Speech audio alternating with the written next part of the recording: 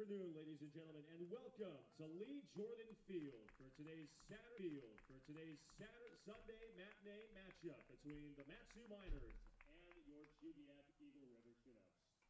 Today's matchup is brought to you by Graphica Cake Studios.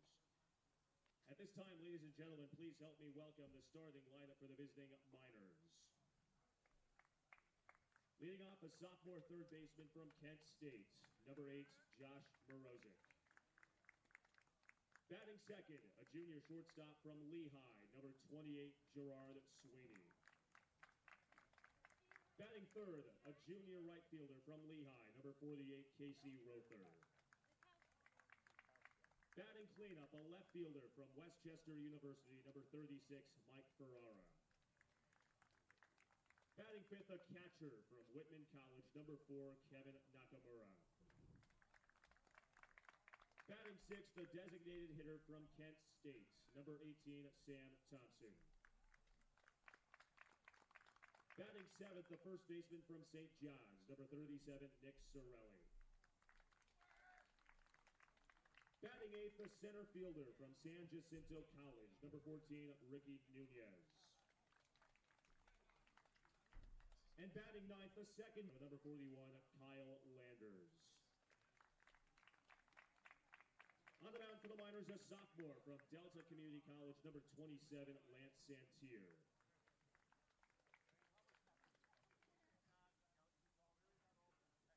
The Miners are coached by Tyler LeBrun, assisted by Jeffrey Dwyer and Casey Schuerman. And now, ladies and gentlemen, at this time, please help me welcome the starters for your Chugiak Eagle River Chinooks. Leading off in center field, a junior from the Masters College, number 10, Will Batts. Batting second, a sophomore from the University of Alabama, Birmingham, at shortstop, number 15, John Mark Mullins. Good. Batting third, a redshirt freshman catcher from Northwood University, number 17, Matt Magno. Batting cleanup, a redshirt freshman right fielder from Tarleton State University, Colby Ferris. Batting fifth, a sophomore first baseman from the University of Alabama, Birmingham, number 55, Joseph Keel. Batting sixth, a redshirt freshman left fielder from the University of Northern Colorado, number 18, Johnny Graham. Batting seventh, a sophomore from the University of Alabama, Birmingham, at designated hitter, number 7, Pate Fullerton. Batting eighth, a sophomore from Northern Illinois University, at second base, number 5, Patty McCormick. And batting ninth for the Chinooks, a freshman from the University of Alabama, Birmingham, at third base, number 24, Leo Harris. On the mound this afternoon for the Chinooks, a sophomore from Colorado Christian, number 4, Justin Estrada. The Chinooks are coached by John Grove, assisted by Chris Beck, Troy Hervey, and Ted McGovern.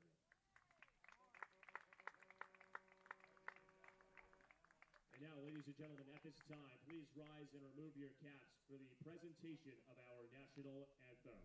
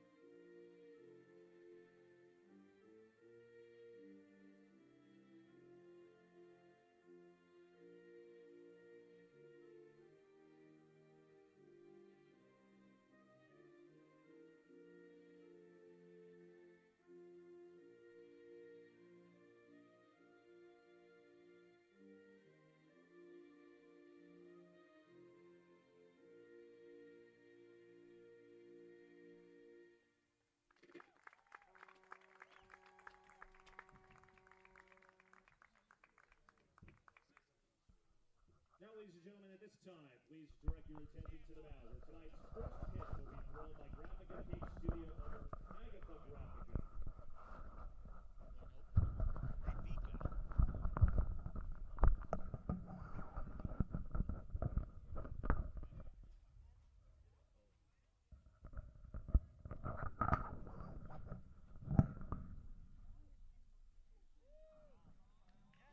Big looping breaking ball over for a strike.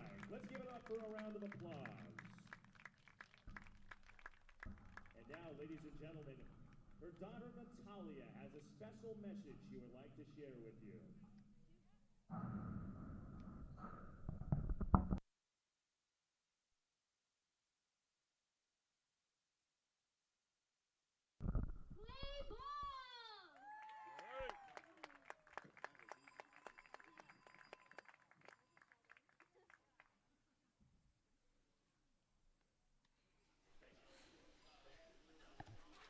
Good afternoon, everyone, and welcome to this Sunday afternoon matchup between the Mat-Su Miners and the Chugiak Eagle River Chinooks.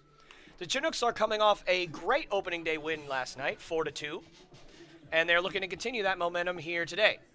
The Miners, however, lost a thriller against the Bucks last night in extra innings, so they are looking to get back on the right track.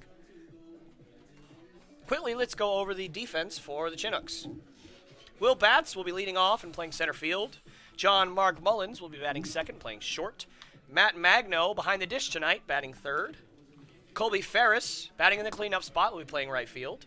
Joe Keel, the catcher from last night's ball game, will move over to first for this one, batting fifth. John Graham will play left and bat sixth. Pate Fullerton, the designated hitter tonight, will be batting seventh. Patty McCormick, playing the Keystone tonight, will be batting eighth.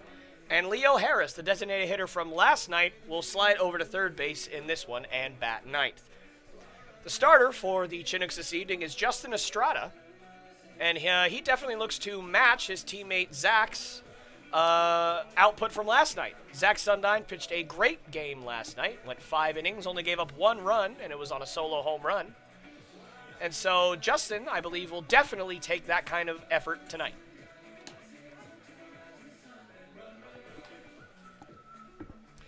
My name is Tyler Lopes, and I am joined once again sparingly tonight by my partner Aaron Davis. Aaron, how you doing today, buddy? Doing pretty good. How about yourself? I'm doing fantastic. Cannot wait to see this game of baseball. I really hope the Chinooks can keep the momentum going from the amazing game that they played last night. Yeah, it's a beautiful day for some baseball. About 65 and sunny with a slight eastward breeze, and ready for some baseball. I love it, man. I love it.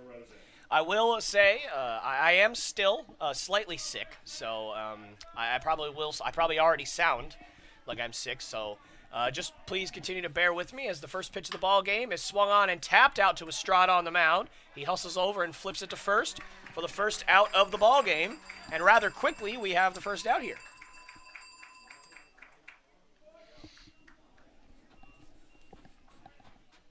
The batter who just hit that ground ball was Josh Mrozek. He's the third baseman for the Miners tonight. We will go over their lineup and defense in the bottom half of this inning. Stepping up now will be Jared Sweeney. He's playing shortstop tonight for the Miners.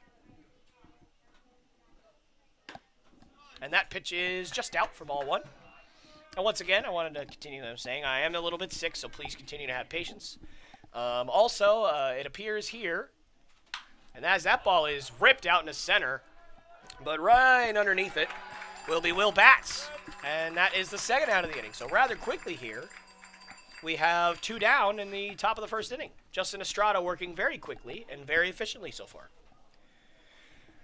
We are having a little bit trouble with our streams. Evidently our Wi-Fi is having trouble keeping up with all of the projects that we have going on. So I do apologize if those at home are having issues hearing me or hearing the ball game, as this pitch is taken down for ball 1. But we will continue to try and work on this issue, although it does appear to be getting a little bit better as the day goes along. If at any point there are issues, please simply leave a comment down below, and we will try and get that resolved as soon as possible, as that ball is taken just down for ball 2. Stepping up to the plate for the Miners will be Casey Rother. He is the right fielder today. as that ball is taken way outside for ball 3.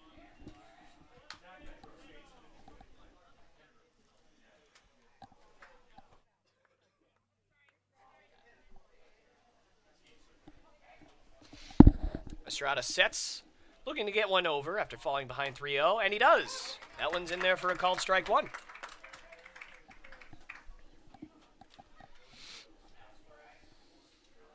Estrada making his first appearance of this young season as that one's taken inside, and Ruther draws a walk.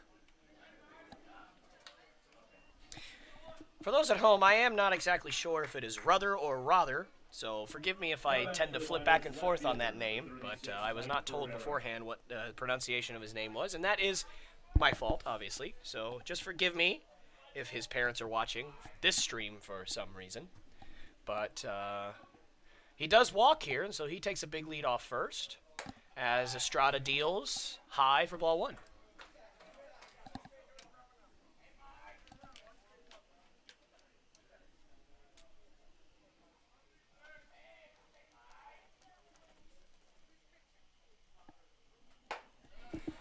As that pitch is taken for ball 2. Estrada struggling here after getting 2 quick outs to find the strike zone suddenly. Yeah, he looks just a little bit jittery, but hopefully he'll be able to set in here. Settle in a little bit. That pitch is in there for a called strike 1. 2-0, normally a good hitter's count, but obviously Mike Ferrara, who's stepping up to the plate right now, did not want that pitch in that location. Estrada deals. Curveball over for strike 2, and the count moves to 2-2. A great pitch there by Estrada to get ahead in the count.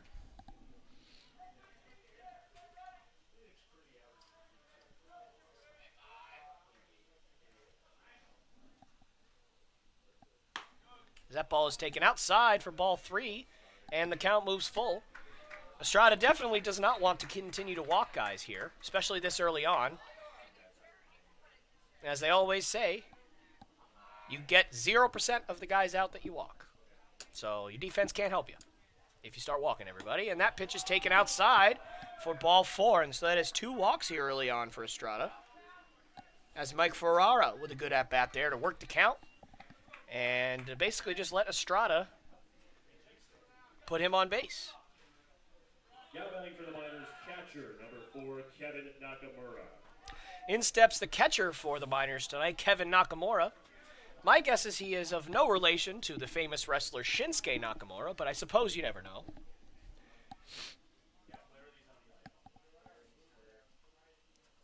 That ball is taken outside for ball 1.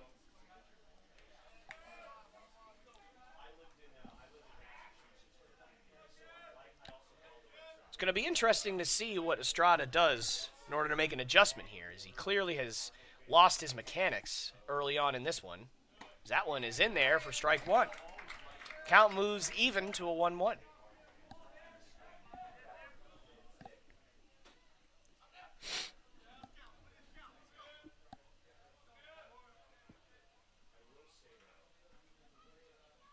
And that ball is ripped into left, and that's going to drop for a base hit. They're going to send the runner. The throw by Graham is going to be cut off.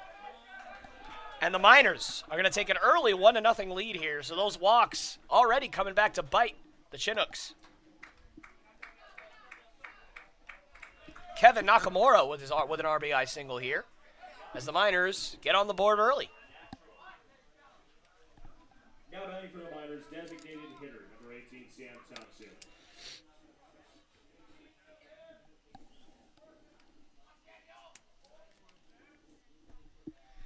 Stepping up to the plate is Sam Thompson. He is the designated hitter for the Miners today. That pitch is taken outside for a ball.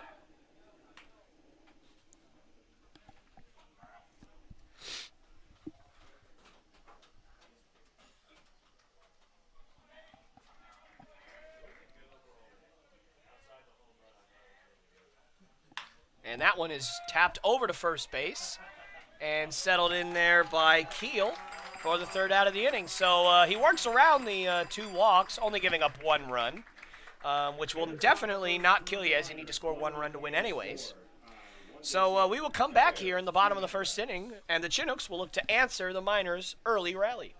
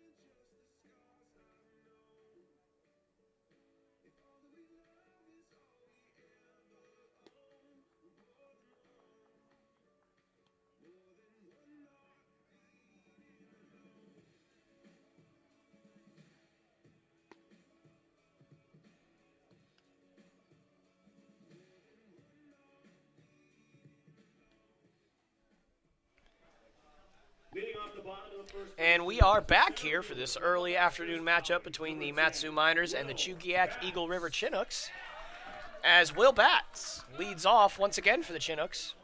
Let's quickly go over the defense and lineup for the Miners. Josh Mozek is at third base. He's leading off tonight, as this pitch is taken outside for a ball. Jared Sweeney, the shortstop, is batting second. Casey Ruther, the right fielder, will be batting third. Mike Ferrara in left, batting in the cleanup spot. Kevin Nakamura is behind the dish tonight and batting fifth, as this pitch is swung on and popped foul, and it appears to be drifting and will not be caught. Sarah Thompson batting sixth with the designated hitter tonight for the Miners. Nick Sorelli is at first and batting seventh. Ricky Nunez, or possibly Nunez, will be in center field and batting eighth tonight. And Kyle Landers is at the Keystone, second base, and batting ninth tonight. The pitcher for the Miners, Lance Santier, big lefty. And we will see what he is made of here, as Will Batts sits in a 1-1 count, hoping to get things started for the Chinooks. As that pitch is taken inside for a strike. Good pitch by Santier. Santier definitely has a lot of that signature lefty run that the vast majority of left-handed pitchers have. Tails inside to lefties, outside to righties, and a good off-speed pitch gets Batts swinging for the first strikeout for Santier of the game. And Batts heads back to the dugout. Now batting for the Chinooks, a shortstop from the University of Alabama, Birmingham. And now batting for the Chinooks will be John Mark Mullins. He had a good game last night. He went 1 for 2 with a walk and made several great defensive plays out at shortstop last night. Definitely, I think, the way he wanted to start his season. He was patient, and he made every play that came his way at shortstop. So you would definitely take that as a player, as that pitch is tapped foul down the first baseline. The count moves to 0-1. That foul ball brought to you by Three Bears, Alaska.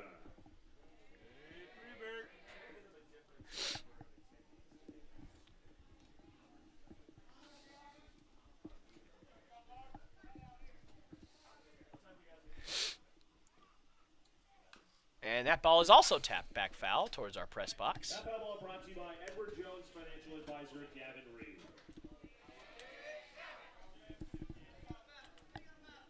And count moves to 0-2. Very quickly here, Mullins finds himself in a great pitcher's count. His time is called.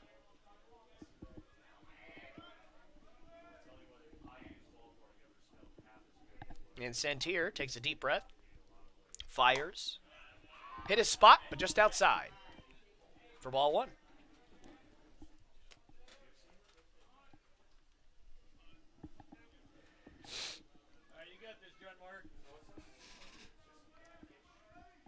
Once again, Santier takes a deep breath, gets the pitch he wants, fires, and that ball is taken just outside for ball two.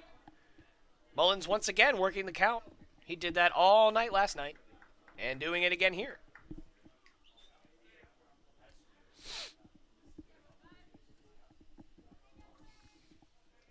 And that pitch is swung on and missed. Santier looking good early as Mullins heads back to the dugout for out number two. Now batting for the Chinooks, a catcher from Northwood University, number 17. 2 strikeouts to open the game for big lefty Santier tonight. And definitely Matt Magno, the catcher, will look to reverse the fate of the Chinooks so far. As the first pitch is way outside for ball one.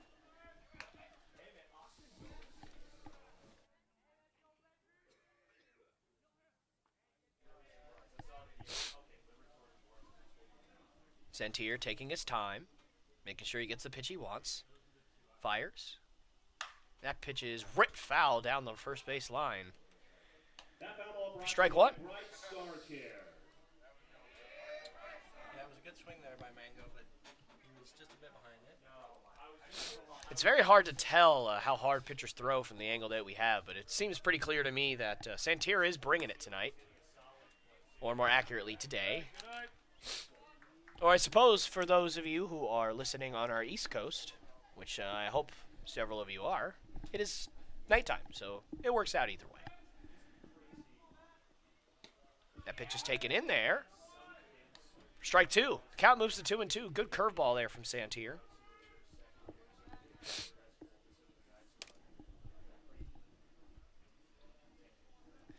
Let's see if Magno can adjust. And he taps that one out to second base. Landers fields and fires to first for the third out of the inning. So a quick inning for Santier and the Miners in this one. And we will move to the top of the first with the Miners leading the Chinooks 1-0. The Miners lead 1-0.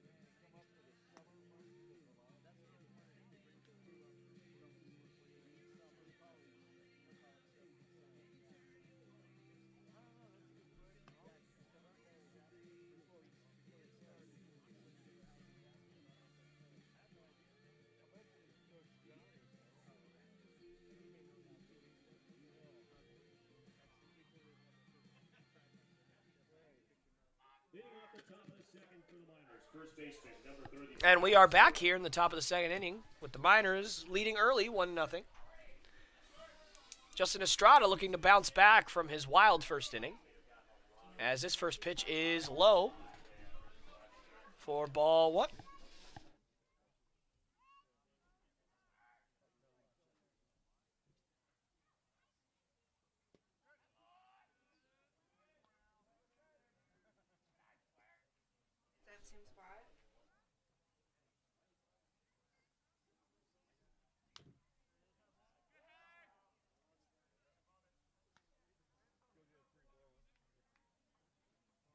That foul ball brought to you by Chepo's Mexican Restaurants.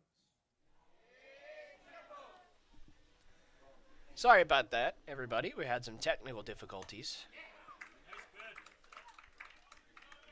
As that pitch is swung on and missed, the count moves to 2-2.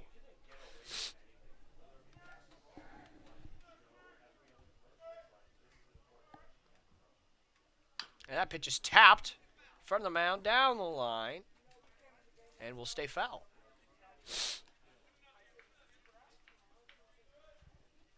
Estrada looking much better to start this inning. That foul ball brought to you by Discovery Cove Recovery and Wellness Center.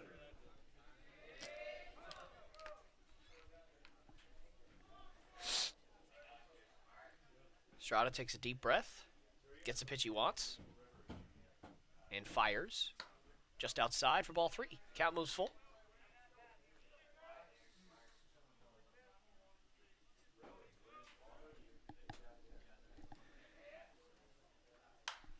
That ball is hit foul off to the left, and the count remains full. Already early on, it seems like Estrada is throwing a lot of pitches, which is not good when you are on a coach-implemented pitch count and a league-implemented pitch count this early on. And that ball's tapped foul. Count stays at 3-2.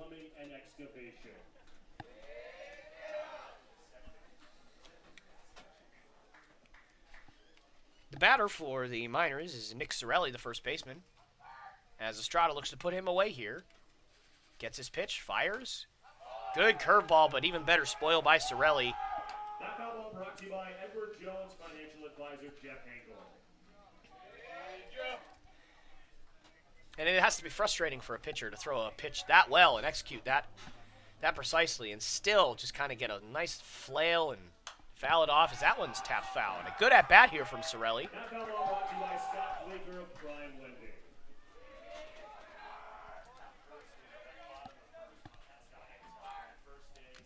Got a good battle brewing here between Sorelli and Estrada. We will see who ends up coming out on top.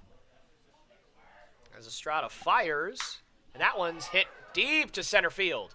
Way back at the wall and caught by Will Batts at the wall. So a great swing, but unfortunately it ends up being a loud out number 1 for Nick Sorelli.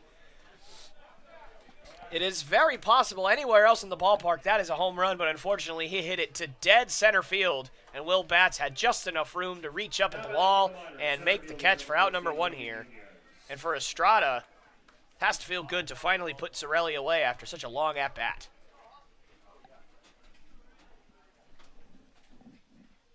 And a check swing, and the home plate umpire says he went, so that will be strike 1. The batter for the Miners is Ricky Nunez. He's the center fielder tonight. As that pitch is tapped foul down the third base line. And the count will move to 0-2. Brought to you by Northwest Carpet Company.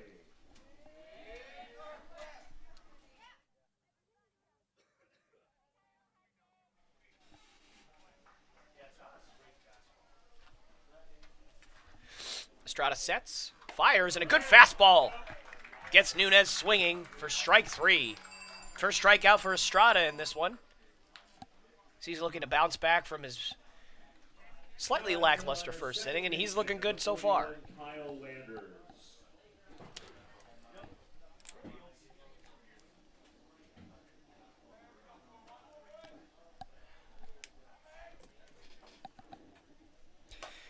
Stepping up to the plate now as that pitch is taken for a strike is Kyle Landers, the second baseman.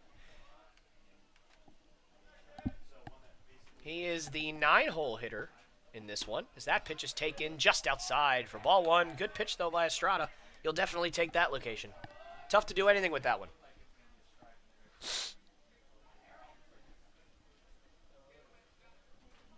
And the 1-1 is hit foul down the third base line.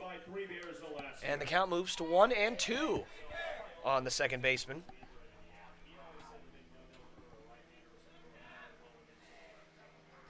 Unorthodox number tonight for Kyle Landers, wearing number 41. And I cannot recall of any... And as that pitch is a great curveball from Estrada for strike 3, and that will end the inning as the Chinooks look to answer the 1 run the Miners have put up in this one in the bottom half of the second inning.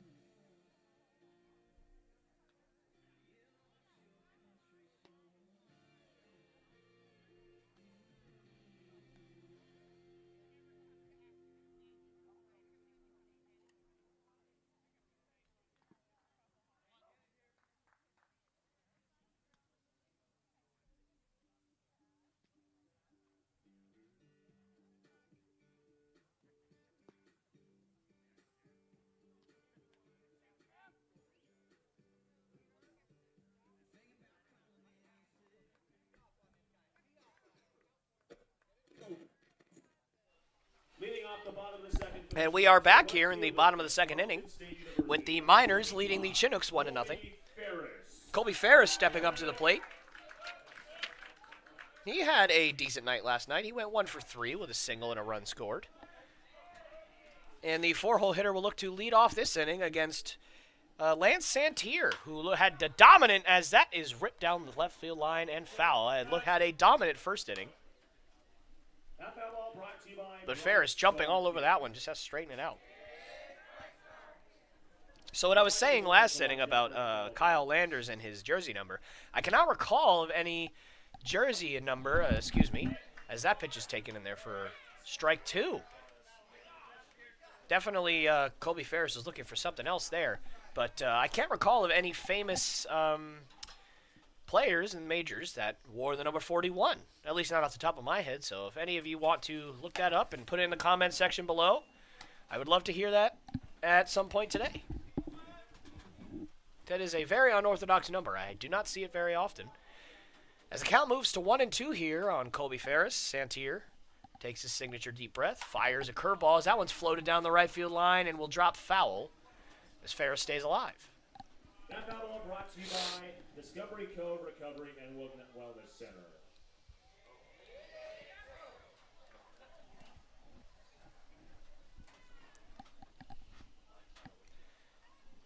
And that pitch is swung on and missed. Good fastball from Ferris as he went and chased after it. And the third strikeout already for Lance Santier here in this one.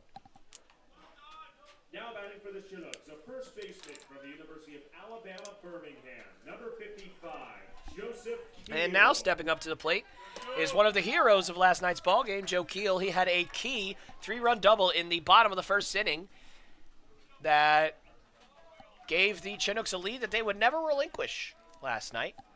3 of the 4 RBIs in that game were on the back of Keel as that pitch is taken up and in for ball 1. Keel caught last night. Today he is over at first base, no doubt to give his knees a little bit of a rest for a long season. As Santier looks in and fires a curveball that's ripped down the third base line, but foul. Looked like Keel was ready for that one. Count moves to 1-1. That battle brought to you by Scott Bleeker of Prime Lending.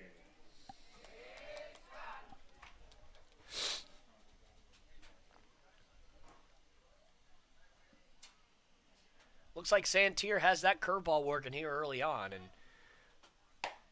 that pitch is in there for strike 2. And it is very, very tough when a pitcher has more than one pitch working in the strike zone and being able to locate it whenever and wherever he wants it.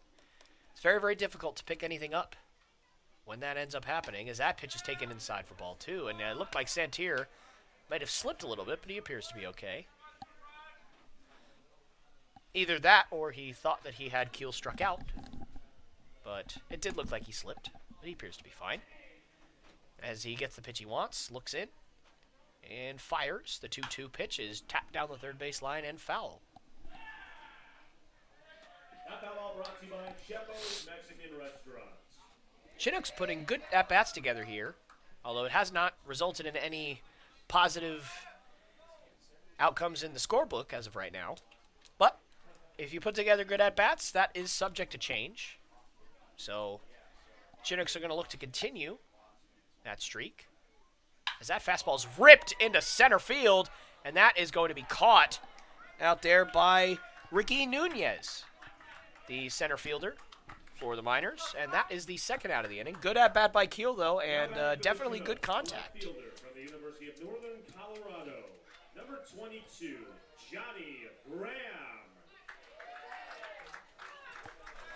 And in steps John Graham, the left fielder in this contest today,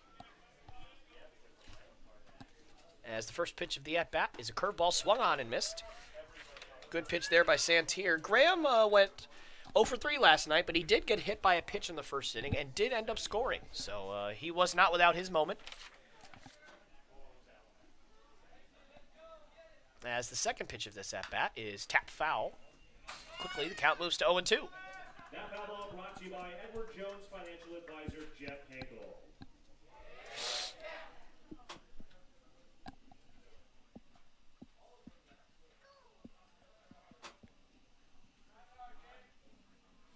Santier fires a curveball, strike 3 very quickly. Graham goes down swinging, and that is the third out of the inning. And the Chinooks will look to bounce back in the bottom of the third inning. However, before we get there, they have to stop the Miners in the top of the third inning coming up next.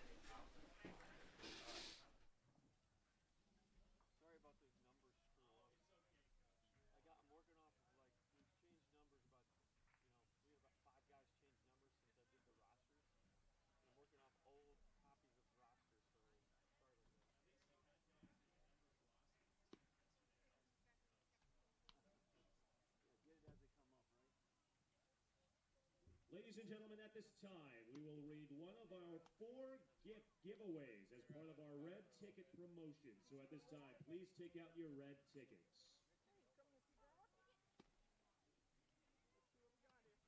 Our first winning ticket number is 996517. Winning ticket number 996517. Please take your winning ticket to the team tent to claim your gift from the Army.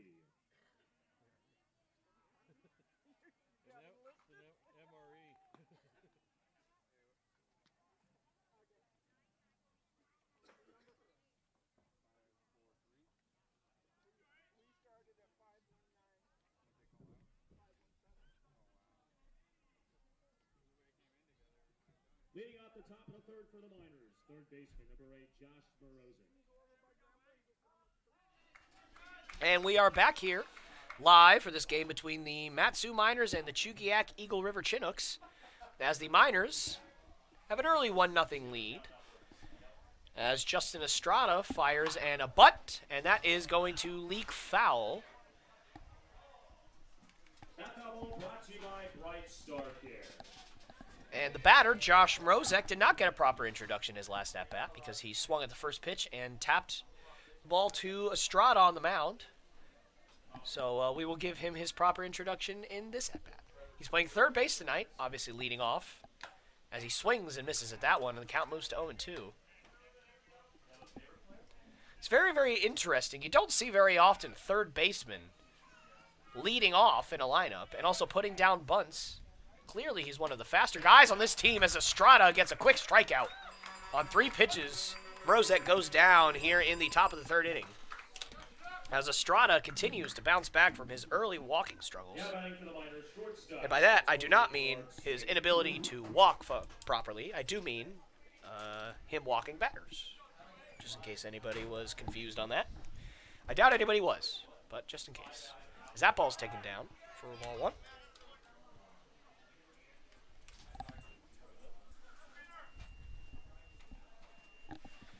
Jared Sweeney, the shortstop, up to bat for his second at-bat of the ball game.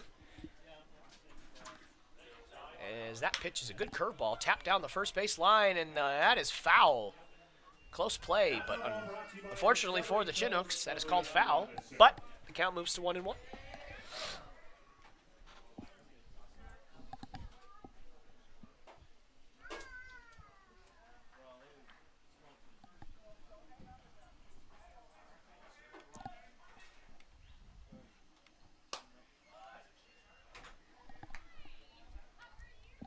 And that pitch is taken for ball two.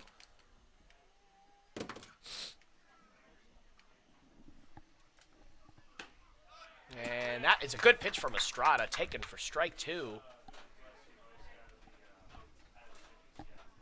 And the count moves to 2-2. As Estrada obviously got confused with the signs. Looks in now and fires. Good curveball, but that is a better swing. Ripped up the middle for a base hit.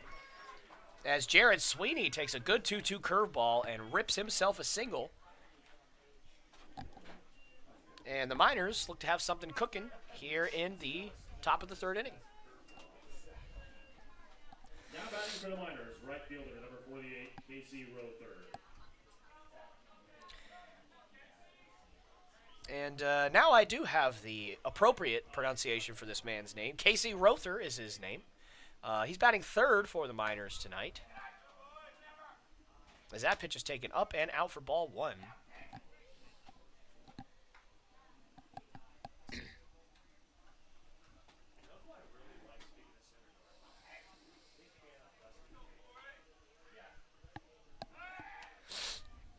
And that pickoff results in a safe call.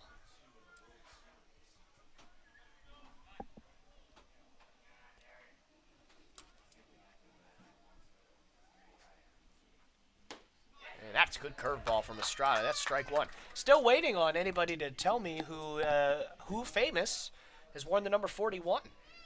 Honestly, it doesn't even have to be baseball. Maybe even basketball or football. Anybody, any major sport, somebody could have worn number 41. It's just a number I don't see very often. So, any knowledge on that would be appreciated. You should put that in comments below if you're watching our live stream.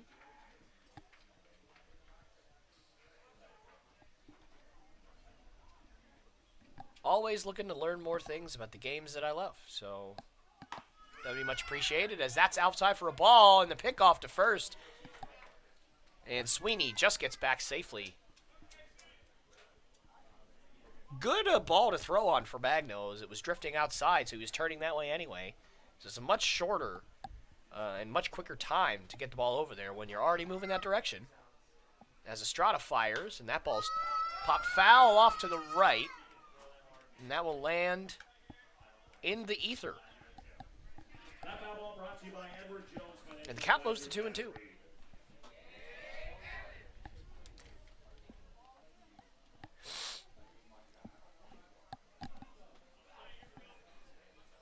Estrada gets his sign, takes a peek over at Sweeney at first. And the pitch is hit into right field, and Colby Ferris will make the catch. And Sweeney scampers back to first base, and that is out number 2. Now batting for the Miners, left fielder, number 36, Mike Ferreira.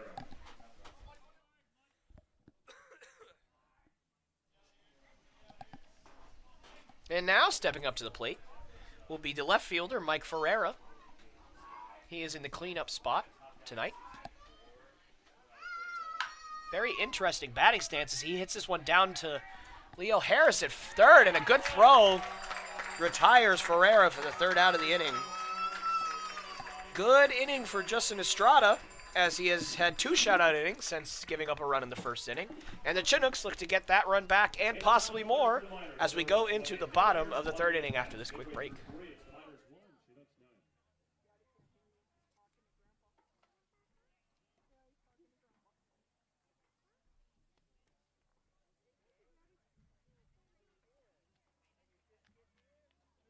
the Chugiak Eagle River Chinooks organization would like to express their condolences to the Cliff Salisbury family. Earlier this year, baseball lost a great fan. Salisbury, a longtime Miners fan, who was also a Chinooks Booster Club member. He loved that he could still watch baseball close to home when his team was away. Cliff was an educator, veteran, and an official state historian of the Army and Air National Guard, as well as an author of Alaska military history.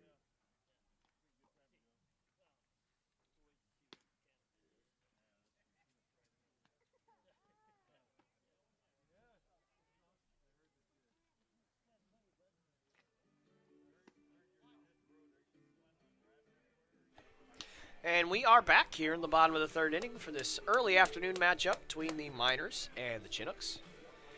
Leading off this inning for the Chinooks will be Pate Fullerton. He's a designated hitter this evening. Or, excuse me, this afternoon, not this evening.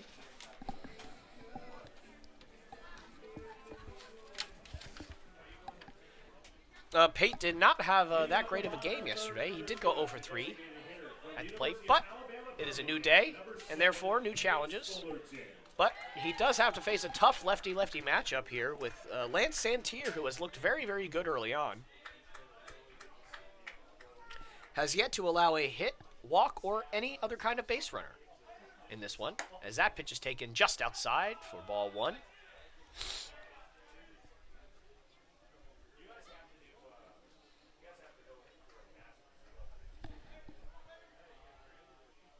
And that pitch is taken down and out for ball 2. Fullerton working himself into a good hitter's count here, which can be very, very important, especially against a guy who's looked this good early on. He's going to look for one pitch here. And apparently time has been called as a baseball has leaked down from the Chinooks bullpen. So that pitch will not count. So the count remains 2-0. Once again, Fullerton will look for one pitch, and that was not the one he was looking for. So that is taken for strike 1. His count moves to 2-1.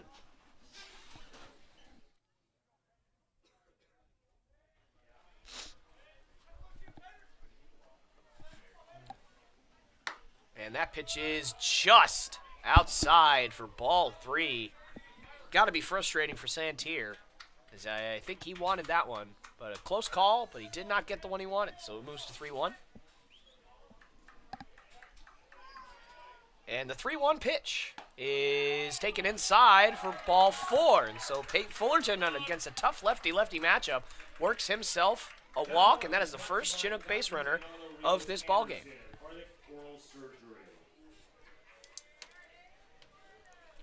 And now stepping up to the plate for the Chinooks will be Patty McCormick. He's playing second base tonight. Patty McCormick.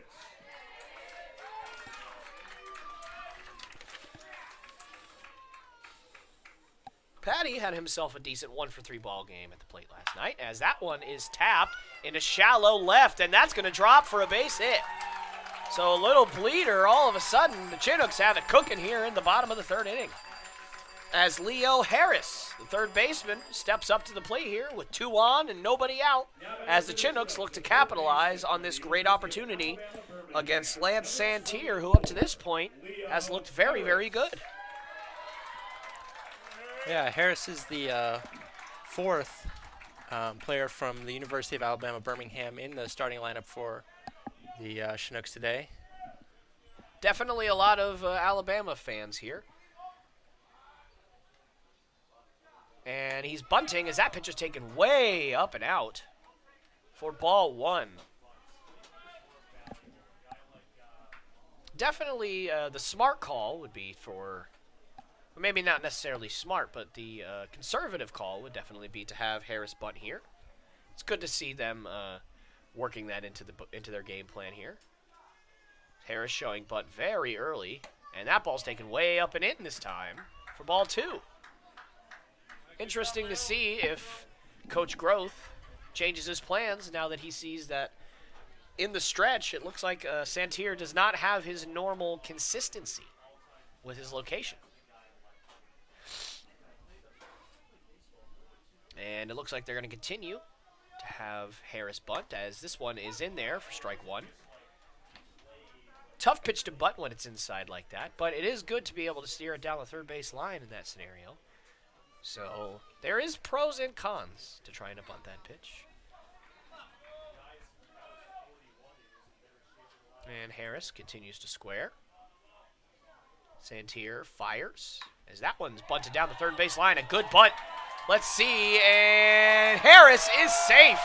Just too fast for Josh Mrozek there. A great bunt by Harris. And now the Chinooks have the bases loaded and nobody out here in the bottom of the third inning, as the leadoff man, Will Batts, looks to get off his early season schneid as he comes into this at-bat currently 0 for 5. As we're going to have a mound visit here early on for Santier, as the wheels apparently have started to fall off for Santier here. He looked dominant for the first 2 innings, and to start here in this third inning, he has not looked like the same guy out there. Yeah, that was just a great bunt by Harris, though. He put it right down the third base line, and then he used that speed and got down to first before and beat out the throw. Absolutely, absolutely.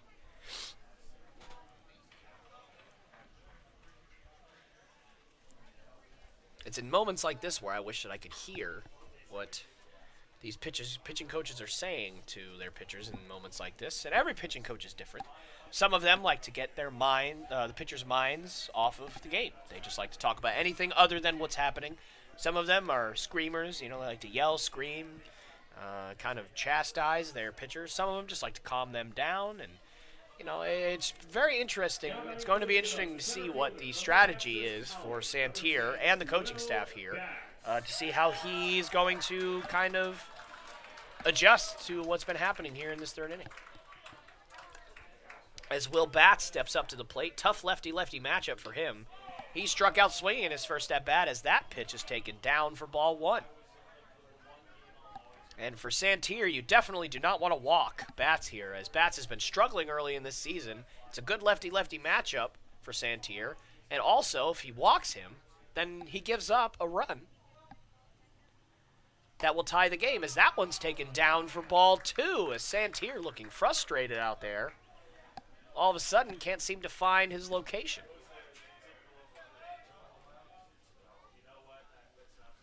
This is a great pitch to hit for Batts with the speed on all the bases right now. It's a good opportunity to score a run. As that pitch is taken upstairs for ball 3, and a great situation for Will Batts, as now he has to force Santier to throw him not 1, but probably 2 strikes here. Or else he's just going to happily take his base and say, "Thank you, Lance. I appreciate doing business with you," and he will do just that. As 4 straight balls from Santier, and he's going to walk in the tying run, and this game has become a 1-1 ball game.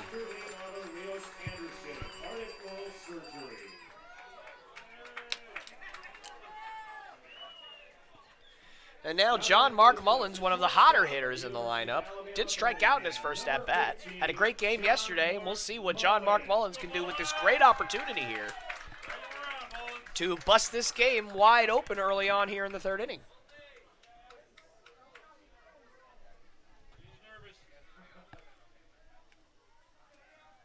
As that ball is tapped out, and that's going to drop.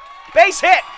Groth is sending Harris. The throw from the left fielder is up the line, and 2 runs will score as Will Batts advances the third, and John Mark Mullins with a 2 RBI double here in the bottom of the third, and the Chinooks take a quick 3-1 lead.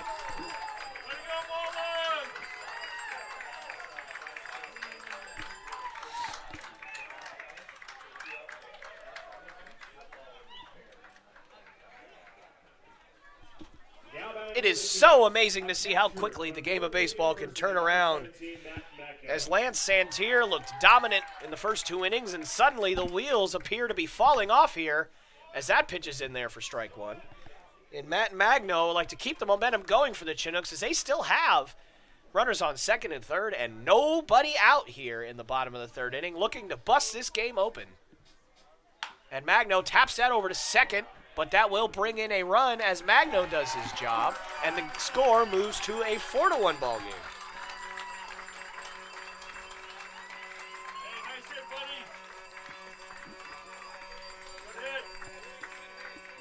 the Chinooks, a right fielder from Tarleton State University, number 25, Colby Ferris.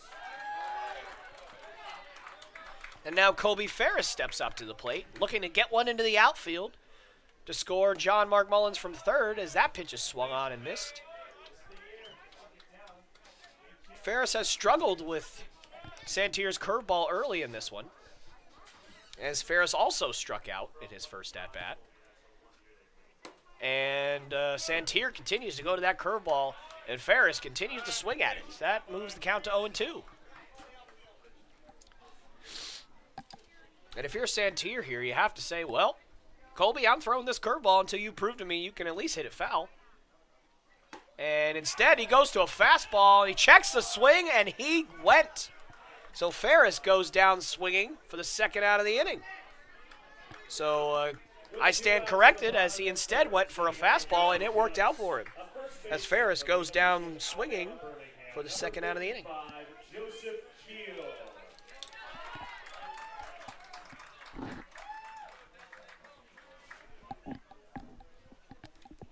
And Joe Keel steps up to the plate. Had a great game yesterday. We'll see if he can capitalize on this scenario here as he hits a fly ball into straightaway center. Nunez is under it, and he makes the catch. And while Mullins was stranded on third, the Chinooks burst to another 4-run inning just like they did yesterday. And now the score moves from 1-0 to now 4-1 as we go into the top of the fourth inning after this quick break.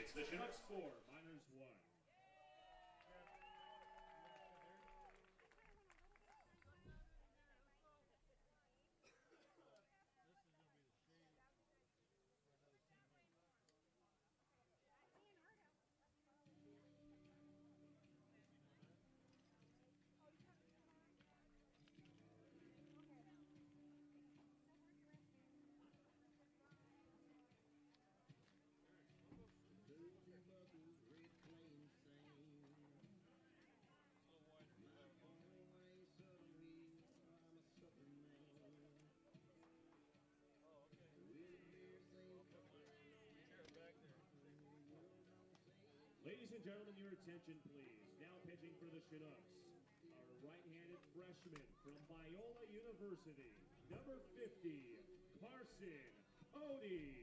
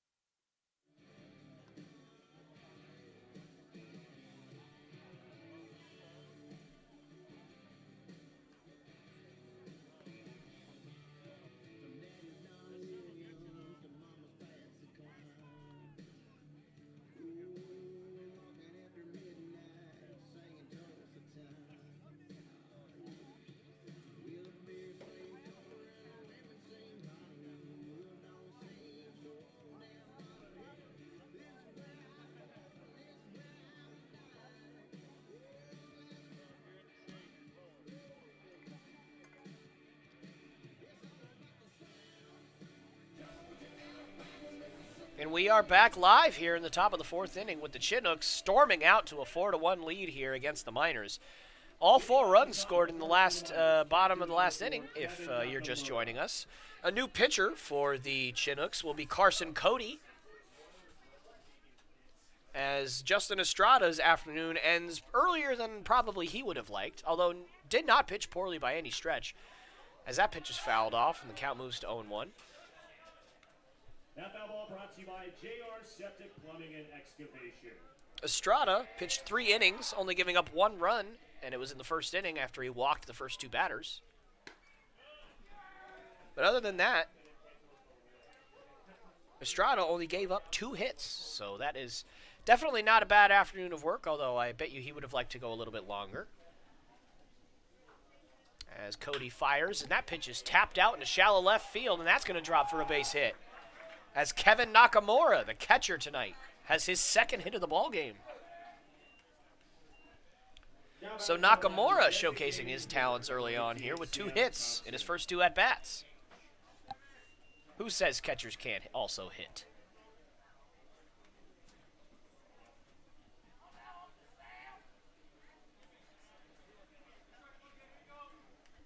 And Cody takes a peek over at Nakamura at first. And this 0-0 pitch is just outside for ball 1.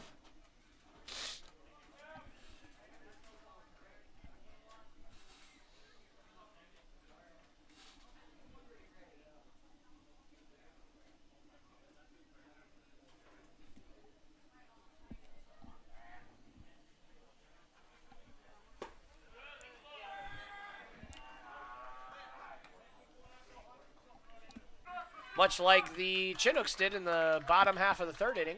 Have the first 2 runners on here to open up Harris at 3rd. And so now, as 1 run scores, we have runners on 2nd and 3rd with nobody out. And that is an RBI double for Nick Sorelli.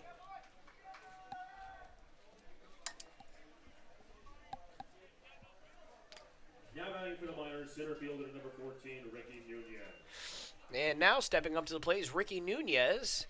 As Carson Cody is not having the beginning to his Chinooks career as I'm sure he would have liked. As he now has to try and get out of trouble here.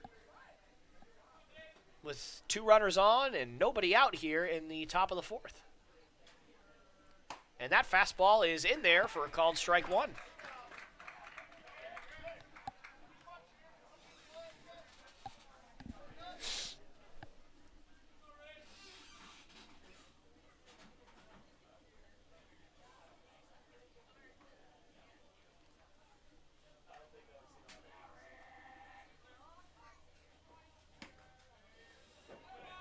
And that curveball is outside for ball 1. Yes, and I'm still very upset that I forgot the late, great Tom Seaver. I mean, how in the world can you forget an amazing pitcher like that? Played for the Mets quite a long time. Great story. Tragic passing here in the last year or so. And that is a good curveball, but it is taken for ball 2. And Cody looking visibly frustrated at that one. Guarantee you he wanted that call. But did not get it. So the count will move to 2-1 here.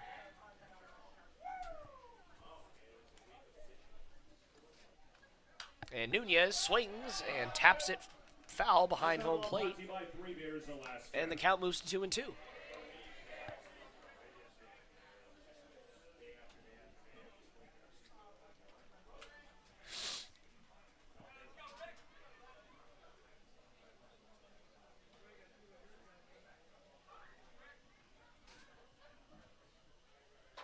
And the 2-2 pitch from Cody is taken up for a ball, and that will move the count full. A walk would not be the worst thing in the world here, as it would allow the defense to get the force out at home or any other base they choose. However, I know if you're Cody, you're just tired of having guys get on base in your first appearance, so I'll guarantee you that Cody would like to get a good swing and a miss here. And he fires, and that ball's ripped down the third base line and foul, as Sam Thompson had to dance out of danger there.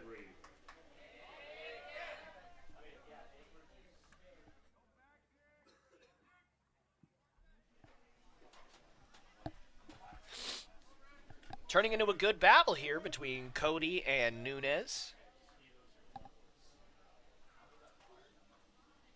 As Cody fires, and that ball is tapped off of the bat of Nunez. It's one of the most unfortunate situations a hitter can find themselves in. And he's just trying to duck out of the way and not get hit in the face with a fastball. And unfortunately ends up hitting the knob of his bat.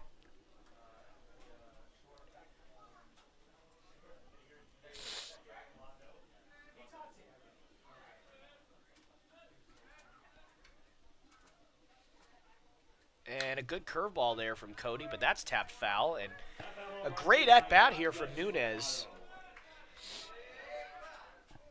As you know, he would love to get a ball into the gap here. and drive in those 2 runs and tie up this ball game here for the Miners. The Chinooks have scored all 8 of their runs in this season in 2 innings. And a pickoff, and that was a wild throw, but a good play by McCormick at second base to keep that one from throwing into the outfield, and it looks like the umpires called a balk. And visible confusion on just about everybody in the infield, as I know I certainly didn't see a balk, but granted, I don't have that great of a point of view here. And it looks like they're trying to understand what happened here as Groth is out talking to the third base umpire, Tom Swoboda. And it doesn't look like he's getting very far here. It's like everybody just wants to know how that was a balk, and it looks like they're not going to get an answer that they want. And so regardless of right or wrong here, the Miners will get a run off of a balk by Cody. And now Ricky Nunez is in a great spot where a simple ground ball up the middle will tie this ball game.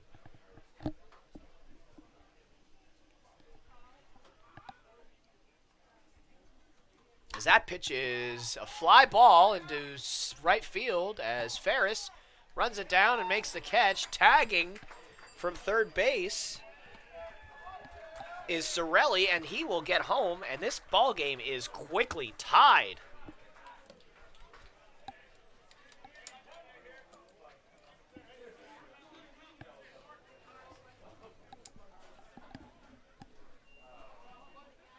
Now batting for the Miners, second baseman number 41, Kyle Landers. And now stepping up to the plate will be Kyle Landers, the second baseman. He is in the 9 hole tonight, and he's looking to get another rally started here for the Miners, and he drops a bunt. Tough play for Magno, but he gets there, fires, and he's out. Good stretch there by Keel over at first base, and that is the second out of the inning.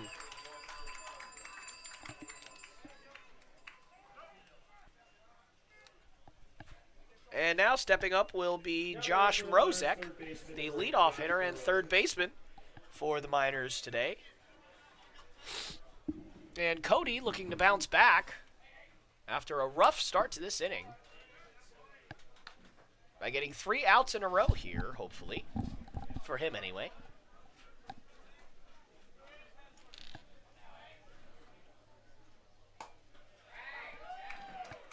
And that is in there for a called strike.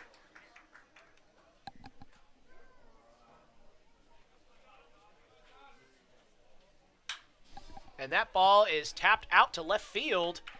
And pretty hard hit, but right to Graham out and left, and that is the third out of the inning.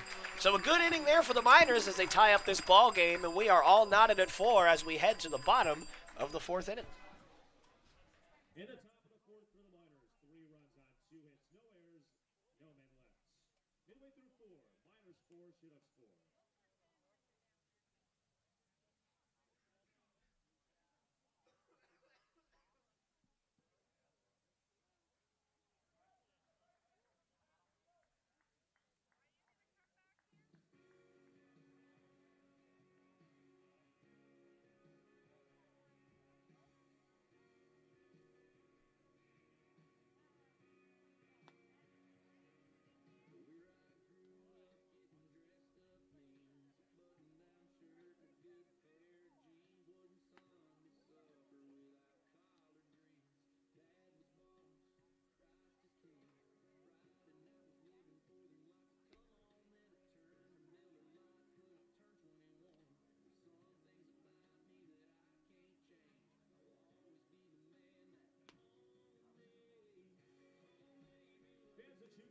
River Chinooks would like to thank special guest and welcome special guest Barbara Jordan, the wife of the late Lee Jordan, to Lee Jordan Field, who helped bring the Chinooks to Eagle River and who this field was named after. Very special welcome to Barbara Jordan.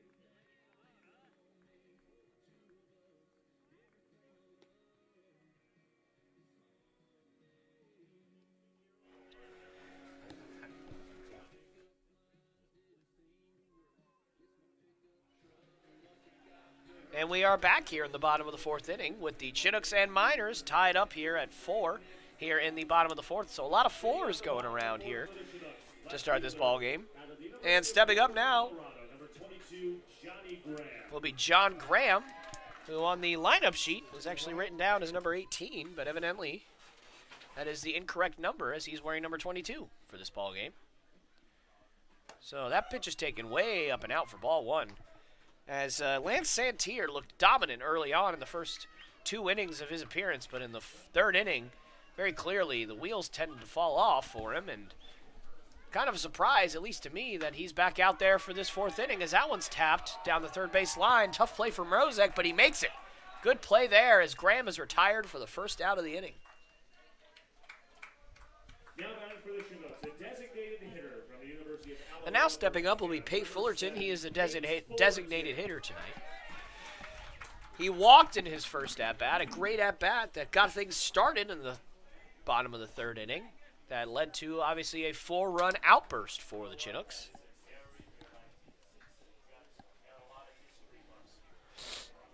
And the first pitch of this at-bat will be swung on and missed for strike 1.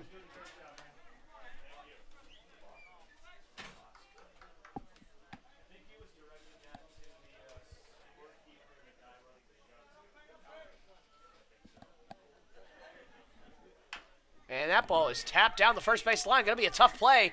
Fullerton can move, but Santier gets over, and that will be the second out of the inning. Great play there. That's where PFPs certainly come in handy.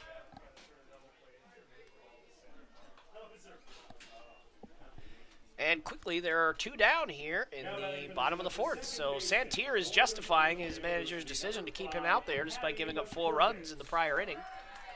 And he is rewarding him with what has been a quick 2 outs here in the 4th.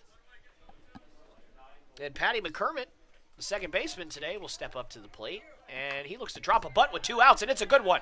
It's going to be a tough play, and no throw from Mrozek as he couldn't handle the bare hand.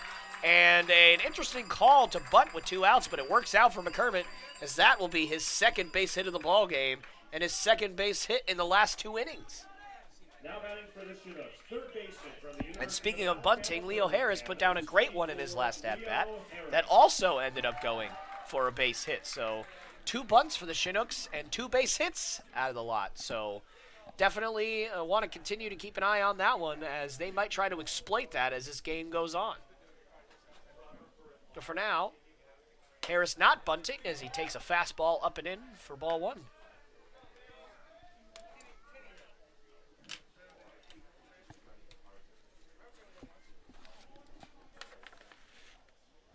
Harris struggled at the dish last night in his first ball game as that curveball is taken down for ball 2. He grounded out and struck out twice, but was able, as I said previously, to get a base hit in his last at-bat.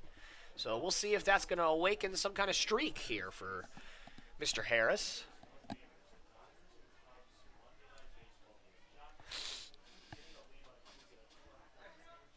And Santier takes a look down to first and fires, and that ball's way upstairs for ball 3. And Harris takes a look at that ball and says, I don't know about this guy right now. He's kind of all over the place. So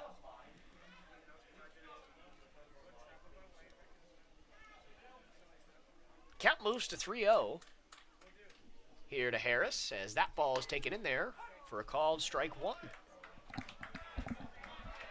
Good hitters count here still for Harris. 3-1 is one of the most productive counts for a hitter. So we'll see if Harris can do anything with it here. Santier fires quickly, and that is way up and out for ball 4, and Harris gets on base for the second time thus far this evening. As once again, the bottom of the Chinooks lineup is coming through here against Santier. And you got 2 on and 2 out, and stepping up will be Will Batts, who walked his last at-bat. Now batting for the Chinooks, a center fielder from the Masters College, number 10, Will Batts. Will Batts still is without a hit here in this early season. So, might be a little too soon to say he's due, as he's gone 6 at-bats, as that one swung on and missed without a hit. But you know that Will would like to drive one into the gap here and give the Chinooks their lead back. But he's definitely not going to be doing that by swinging at curveballs down in the zones like that. As that one is tapped out to center. Tough play, and that's going to drop.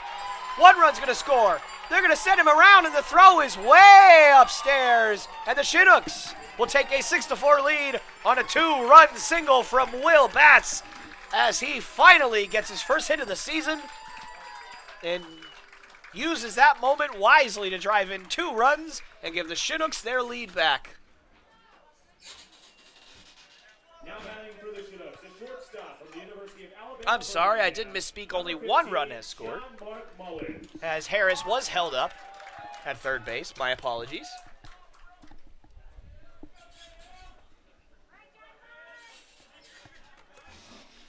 Got a little bit too excited there, guys. I apologize. It was only a 1-run single. So, score is 5-4 now. I apologize for any confusion that I may have caused. Count is 1-0 to John Mark Mullins, who had a key double in the last inning to drive in some runs, as that one is ripped deep center field, and it is tracked down out there by Nunez. And so allowed out number 3, but the Chinooks do get a run and get their lead back here in the bottom of the 4th as we move to the top of the 5th. The Chinooks lead the Miners 5-4.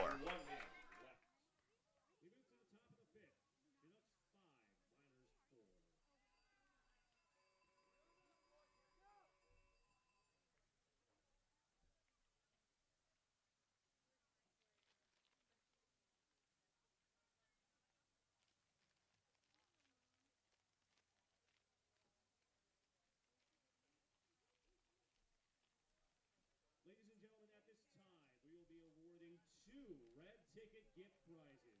On a very special day, against a very special opponent, we will be awarding 2 red ticket prizes here after the 4th inning. So at this time, if you will take out your red tickets.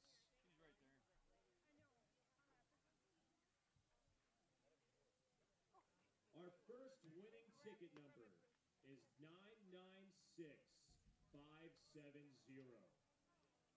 First winning ticket number, 996570. Please take your ticket to the team tent to claim your gift from Cold Stone.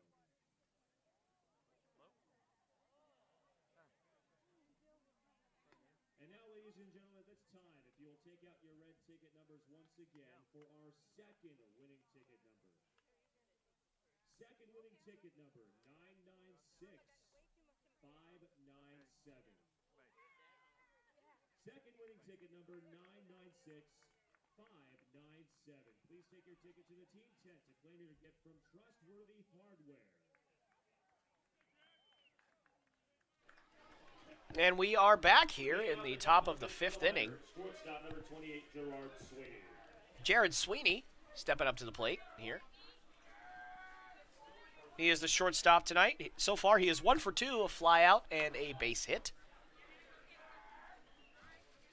And that ball is tapped down the first base line. Might be a tough play.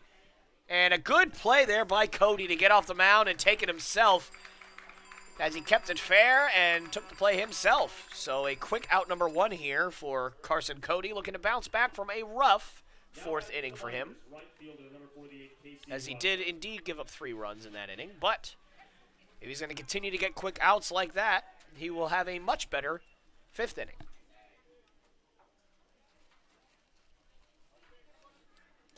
You know, excuse me. Oh, and that pitch rides up and hits Rother right in the shoulder. So Rother will take his base. And quickly, there is a man on here for the Miners. Now batting for the Miners, left fielder, number 36, Mike Ferreira.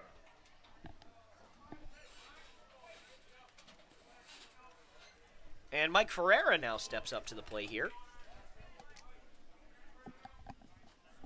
And with 1 on and 1 out, this is a very, very important at-bat for the Miners here, as they want to get something going, as Cody fires in a fastball for strike 1. Count moves to 1-0.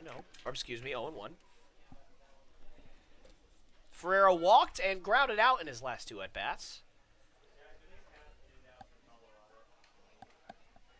And looking to drive one here against Cody, as Cody fires a curveball. And that is outside for ball one. Count moves to 1-1.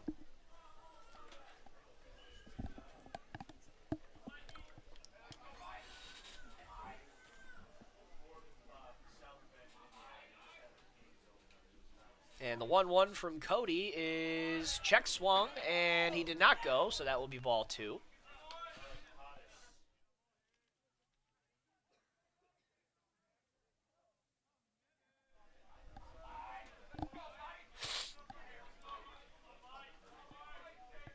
Cody clearly trying to stay away from Ferrara in order to induce a ground ball. And that is in there for strike two, and he is pounding that outside zone.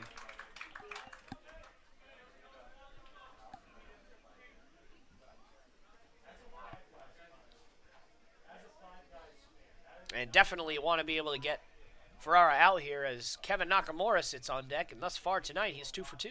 And that ball's ripped down the left field line and foul. Watch your heads over there if you're a fan. Count remains at 2-2.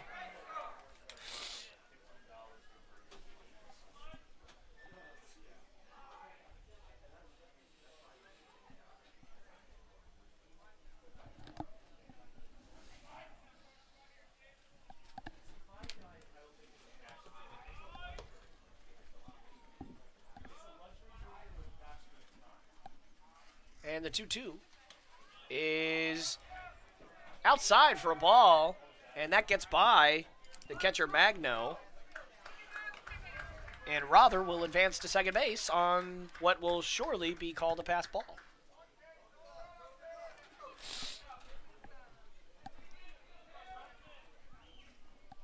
And the count now moves full. And so this is an interesting situation for the Chinooks, as with the base open, it may be smart to walk Ferrara here. However, with Kevin Nakamura on deck, who is 2 for 2 this evening, I'm not sure that they're going to want to do that here. And nonetheless, Ferrara does indeed walk.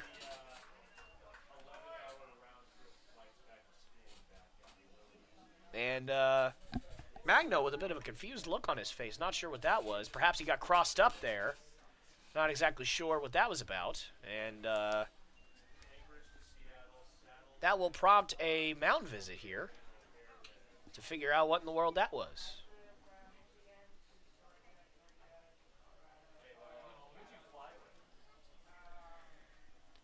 So after the mound visit, Kevin Nakamura will step up to the plate for the Miners. He is 2 for 2 thus far. So at this point, he might be the last person that Cody or the Chinooks want to face right now.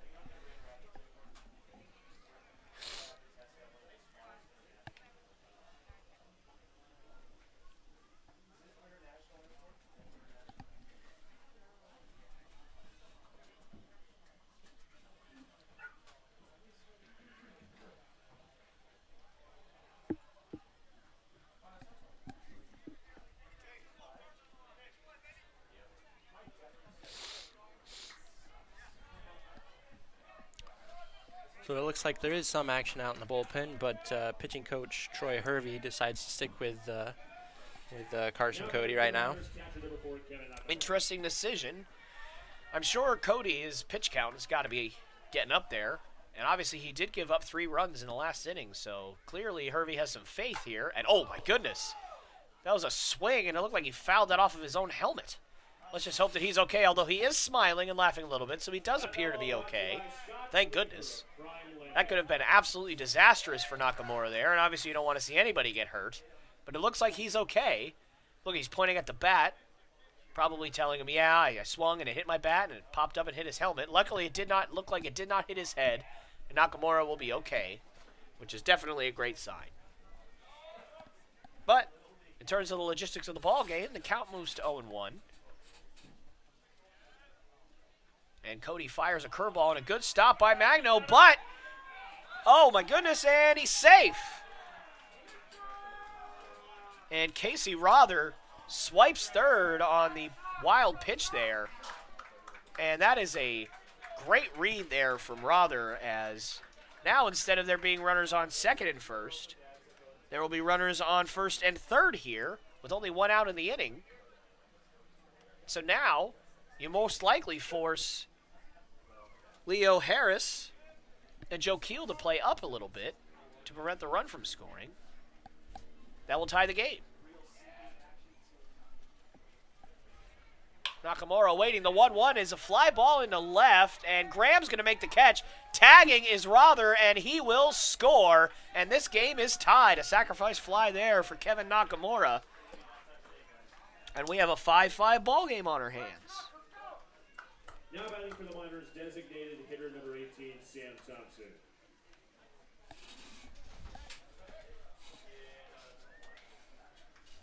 So now Sam Thompson steps up to the plate with 2 out and a runner on first here in the top of the 5th.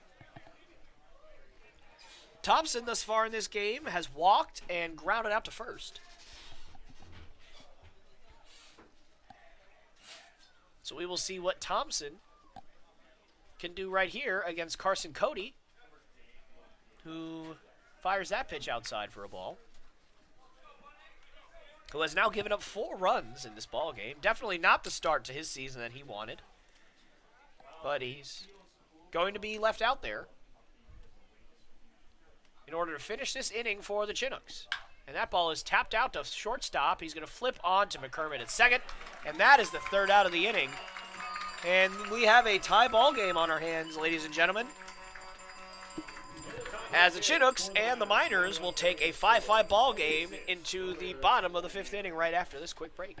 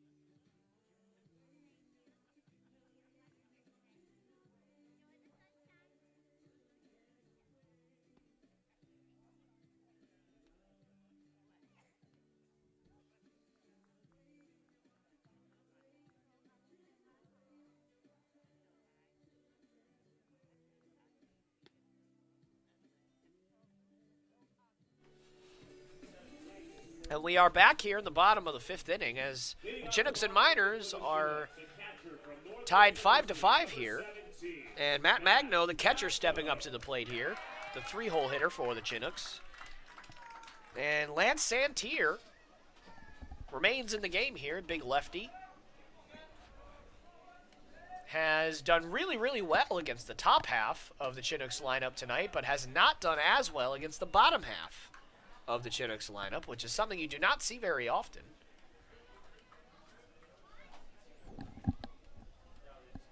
And I believe that pitch was ball 1, but the scoreboard does say that it was called strike. So, and the umpire does give us a signal that is a 1-1 count. So the first pitch was indeed a check swing that was not called a strike, and that pitch is inside. So the count moves now to 2-1.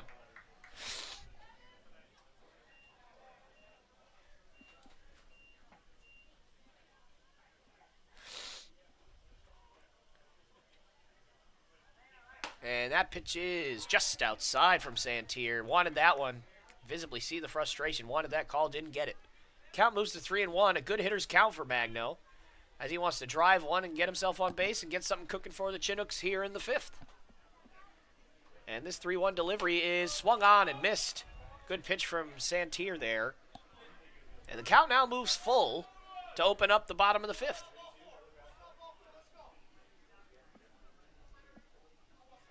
And Santier fires a fastball tapped, and that's going to get just over his head, up the middle for a base hit. And perfectly placed ground ball there for Magno as he works his way on with a single to open up this 5th. Now batting for the Chinooks, a right fielder from Now Colby Ferris, who has struck out in both of his at-bats in this ball game, probably does not like the fact that Santier is still out there, as he has struck out again twice against him so far. But he's going to look to change his fortunes here in this at-bat, try and get one into the gap, get something going for the Chinooks. And that ball's way upstairs for ball one.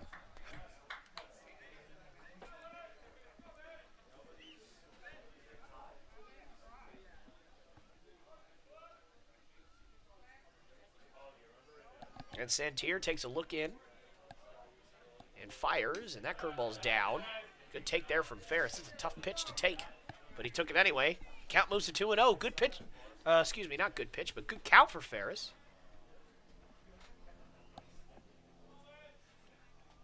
And we'll see if he gets the pitch he wants right here. He does not. That is way upstairs for ball three, and a good count here as the Chinooks look to get something cooking here.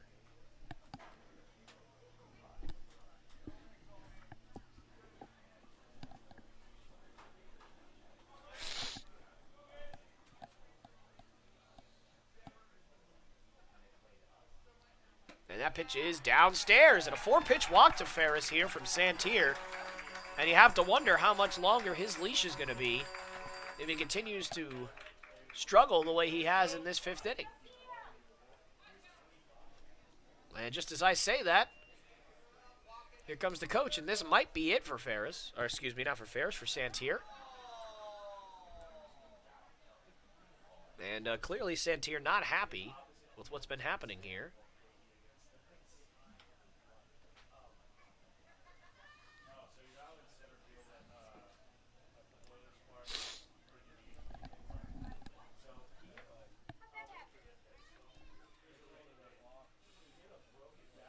And it looks like Santier is going to stay out there. And so once again, you have to wonder how much longer his leash is going to be after getting the first 2 guys on here in a 5-5 ball game. As I previously mentioned a few innings ago, there is pitch count limits in this league, so not exactly sure where Santier sits on that exact number, but we will see if fatigue ends up becoming a factor here. As Joe Keel steps up to the plate, he has lined out and flew out in this one, both to center field. So he seems to be seeing the ball fairly well and timing it up. It just has not fallen for him as of yet. He'd like to reverse that fortune here, get one into the gap and drive in some runs. That one's taken inside for ball one. It's 5 straight balls there from Santier.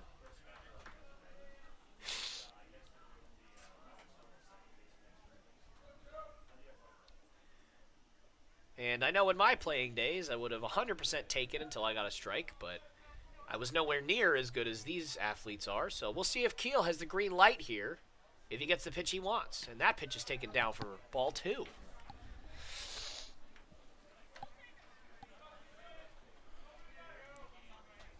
Keel with a big 3 RBI double in the last ball game.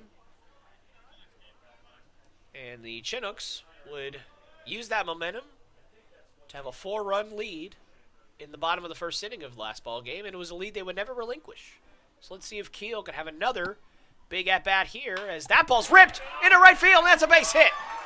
And around comes Magno, and the throw to the plate is going to be a good one. Close play, and he is out at home. Great throw out there from Rother in right field, and he guns down Magno at the plate. And despite the double from Joe Keel, this ball game remains tied on a great throw from Casey Rother out in right field.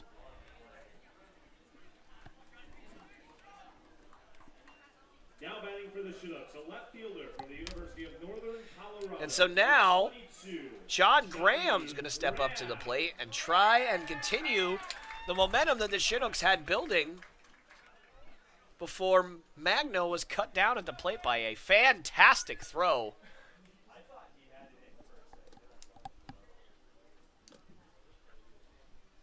And John Graham has struggled thus far in this ball game. He is 0 for 2. Looking to get his first hit here. That will definitely drive in 1 run and possibly 2 runs.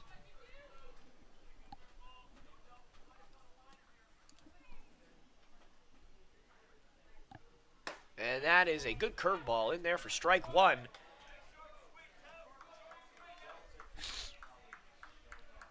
That curveball from Santier, despite his struggles at times, has continued to look fairly good here in this ball game. That has been one of his more consistent pitches. And that ball is ripped into center field, and that's going to drop.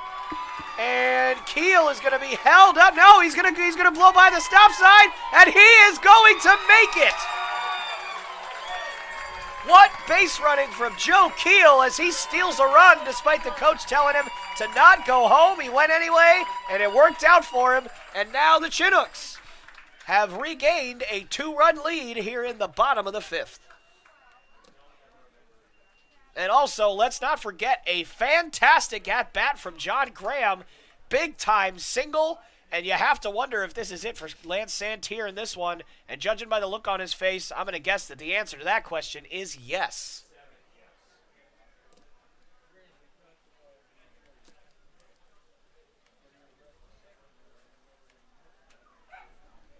And indeed, that will be all for Lance Santier. Has to be frustrated with the way his outing ends, but at the very least, he did keep his team in the ball game. And they will now turn it over. And once I find this young man's name, I will definitely get you guys that information as quickly as possible.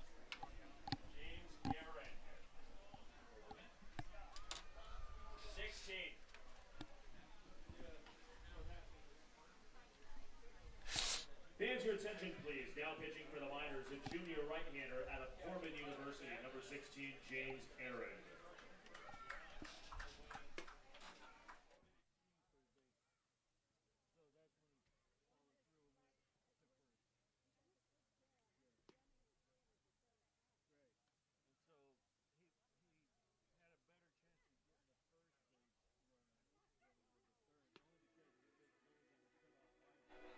All right, and we have a new pitcher for the Miners, and his name is James Aaron, wearing number 16 in this contest. So the Miners go from a big lefty to a big righty. So we will see if that change pays off for them as Aaron looks to get out of danger here and keep the Chinooks from scoring any more runs here.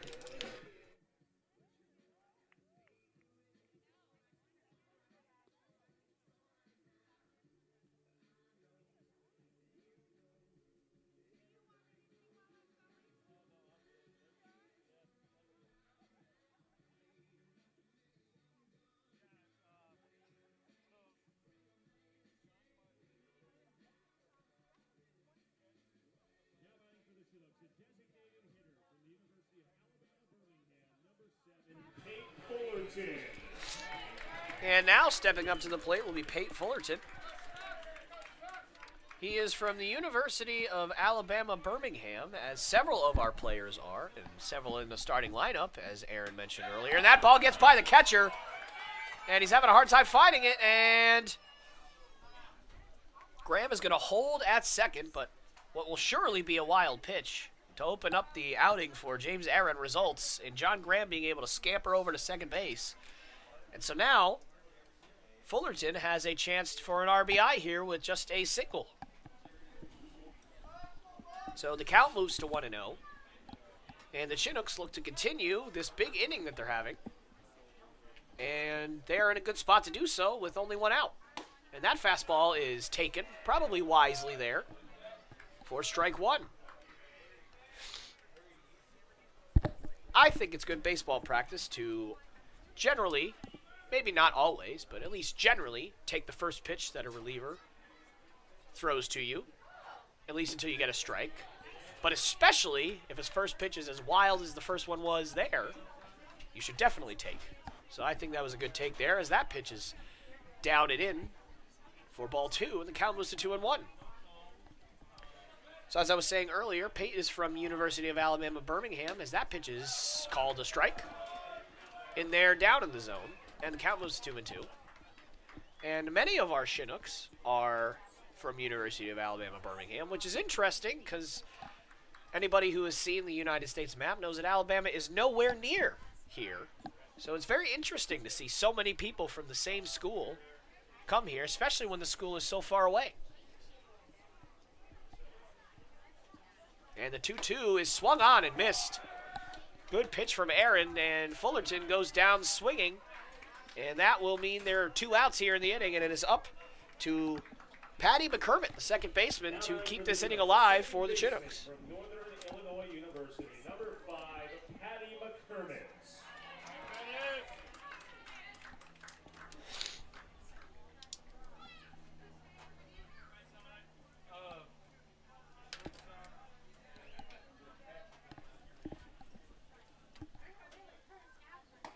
And that is a good curveball from Aaron, and that is taken for strike 1.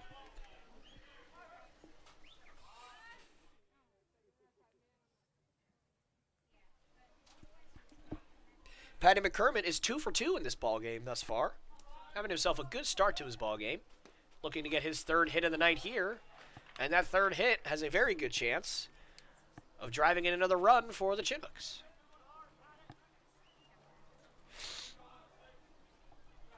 Chinooks having 3 good innings in a row here on offense. But unfortunately, that has been matched by 2 not-so-great innings on defense. And that ball is popped into shallow center. And the second baseman, Landers, will sit under it to make the catch. And that will end the inning. But the Chinooks do score 2 runs here in the bottom of the 5th. And they look to protect the lead when we come back in the 6th. The Chinooks would like to extend a very special thank you for today's sponsor, Replica Cake Studios, for sponsoring today's game at the ballpark. Be sure to join them over by the team tent where they're handing out free cupcakes. Very special thanks to Replica Cake Studio for sponsoring this afternoon's game.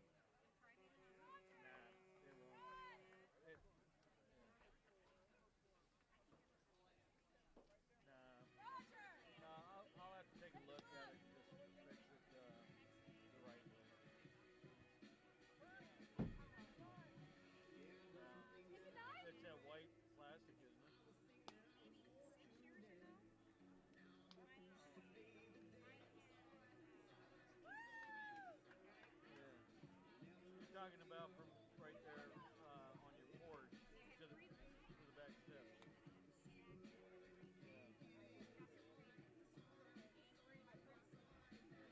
Ladies and gentlemen, at this time, please help me welcome to the mound, making his 2021 Alaska Baseball League season debut, a freshman right-hander from Doane University and a Chugiak High School graduate, number 9, Justin Neville.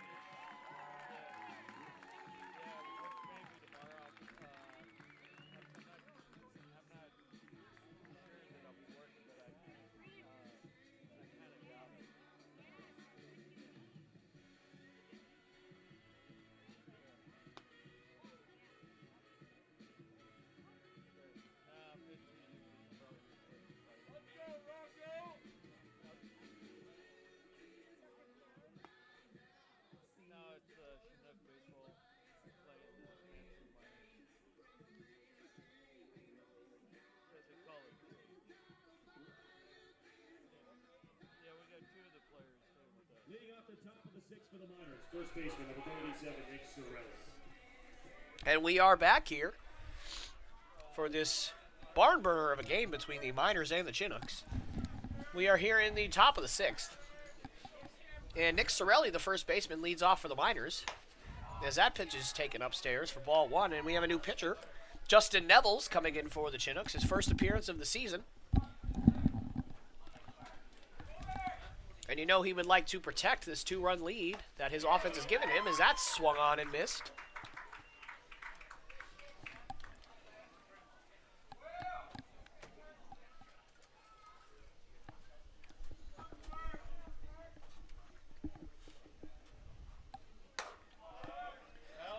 And that pitch is upstairs for ball 2. And recently found out another number. Or not another number, but another person that wore the number 41 that I completely just skipped out on my brain, is Eddie Matthews, the great third baseman for the Atlanta Braves. Wore number 41 for his entire career. I, again, cannot believe that I could not think of that off the top of my head. One of the greatest third basemen of all time. As that pitch is driven deep to right. Oh my goodness, that ball is about as gone as you can get, and this is a one-run ball game. A solo home run from Nick Sorelli. And that ball might have been hit to Arizona.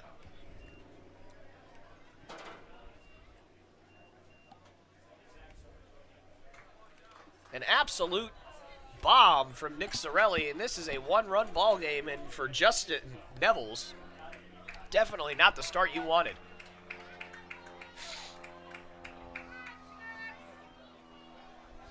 Now batting for the Miners center fielder, number 14, Ricky Nunez.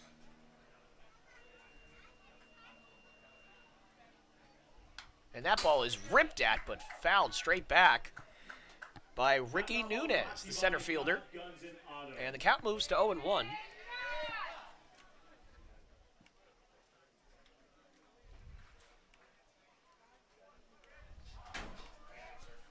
And the pitch here from Nevels is popped up, foul, and out of play down the first base line, and the count moves to 0-2. So Nevels trying to bounce back after that home run.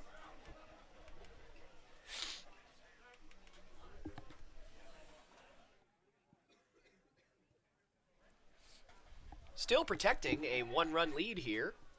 And the 0-2 is a curveball that is tapped foul down the third base line, and it will remain 0-2. That foul ball brought to you by Scott Bleeker of Prime Lending.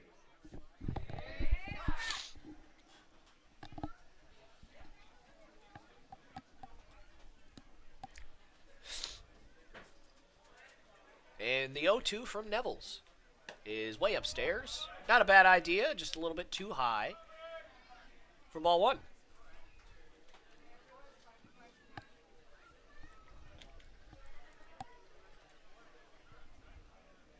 And the 1-2 is a good curveball that's fouled off straight back. That foul ball brought to you by Bright Star Care.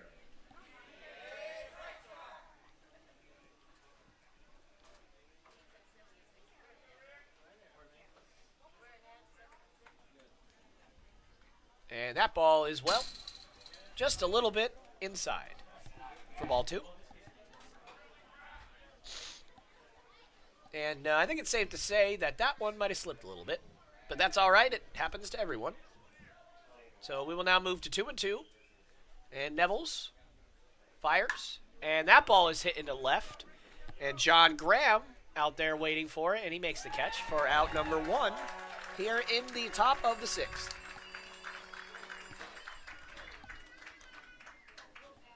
Now batting for the Miners, second baseman, number 41, Kyle Landers.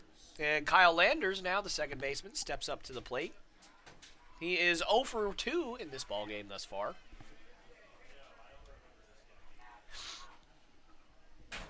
And a good bounce back there from Nevels to retire the last batter. And that ball's ripped down the left field line, but foul and out of play. And the count moves to 0-1. So a good bounce back there from Nevels again. As it can be very difficult to bounce back after giving up a home run like that. But Nevels did a good job of putting it behind him and retiring the next batter, as that's a good curveball in there for strike two. And the count quickly moves to 0-2.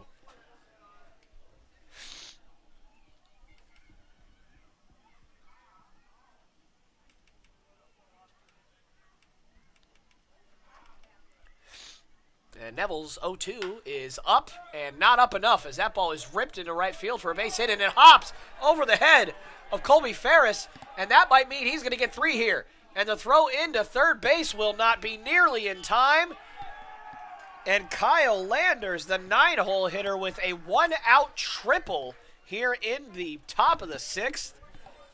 And now the tying run for the Miners moves up to 90 feet away.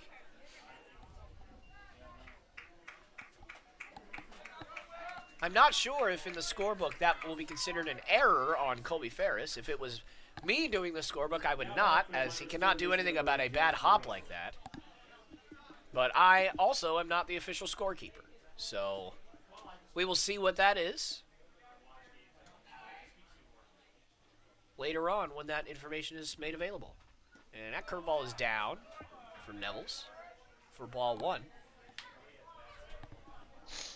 Now, Aaron, it must be frustrating as an offense to put up runs in 3 straight innings to get your team the lead, and then every inning your pitchers go out there and just keep giving the lead up. Yeah, of course. Even when the pitcher has looked solid, he's still giving up runs, and that's up there for ball 2. Just creates more work for your offenses. They keep scoring, but they just have to keep battling as they keep going down in the bottom of the inning. And this is where, obviously, it's great to be the home team, as obviously you're going to get your last at-bat, so you like to be confident in your offense. But as a pitcher, it must just be so frustrating. You want to go out there and protect that lead as that one's ripped to first. Great play by Keel. Looks the runner back and gets the second out as the runner on third has to hold for fear of being thrown out by a great play from Joe Keel. So Josh Mrozek, the batter right there, hits it hard, but unfortunately right to Keel at first. And that means there are 2 out here. And that means Jared Sweeney is all that stands between the Chinooks and getting back into the dugout with a 1-run lead.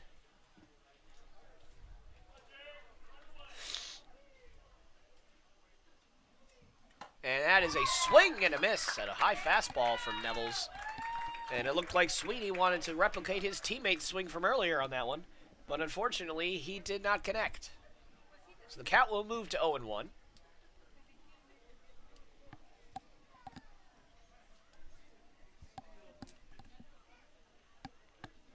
And Nevels 0-1 is a curveball down. Good block from Magno.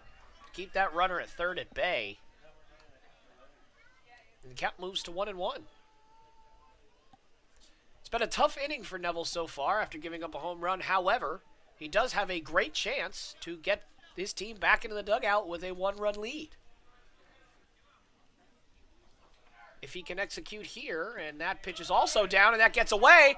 And he's going to try and score, and that might not have been the best decision as he is tagged out with relative ease by Magno. Not a great read there from Kyle Launders, and after his 1-out triple, the Miners end up with nothing other than the solo home run by Nick Sorelli early on in the inning. Bottom line, the Chinooks will head to the bottom of the 6th inning with a 1-run lead as we are in a 7-6 ball game.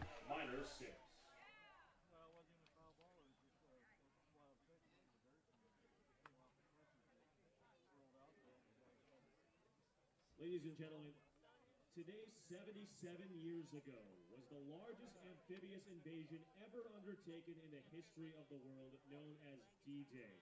On D-Day alone, 4,414 Allied troops were confirmed dead, with either more than 9,000 wounded or missing. One of the biggest battles in the last Great World War. The Chugiak Eagle River Chinooks would like to thank all of our veterans and active duty military for their service in protecting the United States.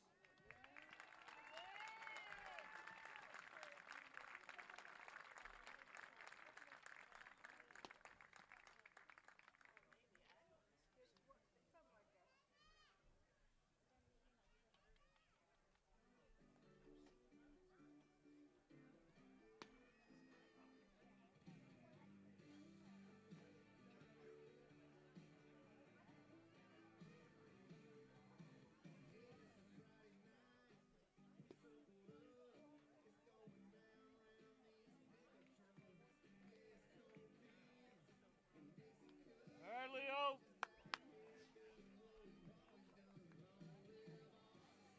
Leading off the bottom of the 6th for the Chinooks, third baseman from the University of Alabama, Birmingham, number 24, Leo. And we are back here in the bottom of the 6th inning as the Chinooks are clinging to a 1-run lead against the Miners here.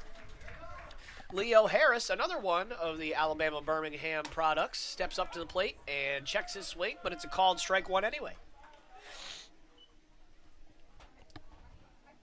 And James Aaron still out there for the Miners, as his 0-1 pitch is swung on and possibly fouled off. I couldn't exactly tell there. And apparently it was a foul ball.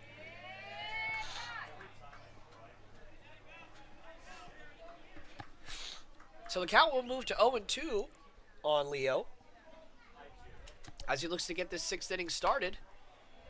Leo is 1 for 1 with a walk in this ball game. So he's had a good ball game thus far, hitting out of the 9-hole. He's definitely lived up to the second leadoff batter name in this one thus far, as that one is ripped down the third base line and just foul. As Harris stays alive here in this at-bat, the count remains at 1-2.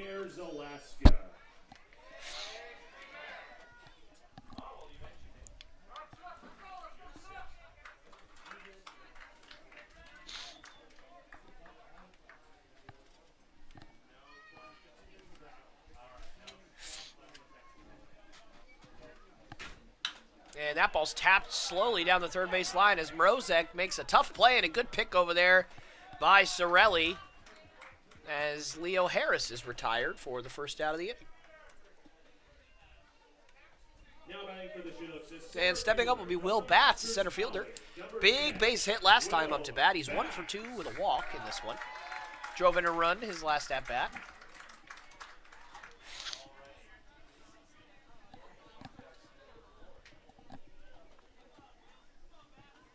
And Will Batts looks to stay hot here and live up to his last name with another good at-bat right here as that ball's taken inside for ball 1.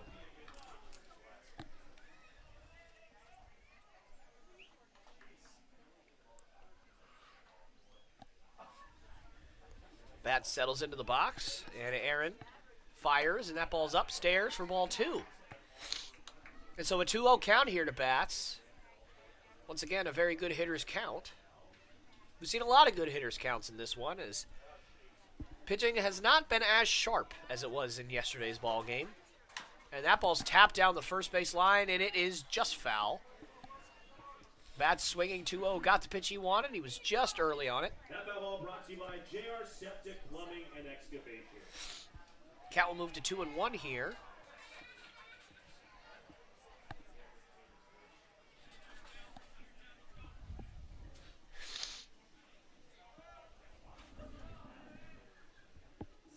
And the pitch is a good curveball in there for strike 2, and the count moves to 2-2.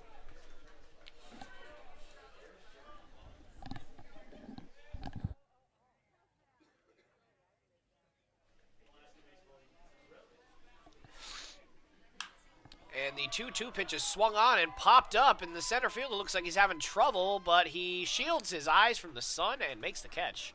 Tough play there for a center fielder, but Nunez makes it. And that will mean that there are 2 out here in the bottom of the 6th inning. Now batting for the Chinooks, the shortstop from the University of Alabama, Birmingham, number 15, John Mark Mullins.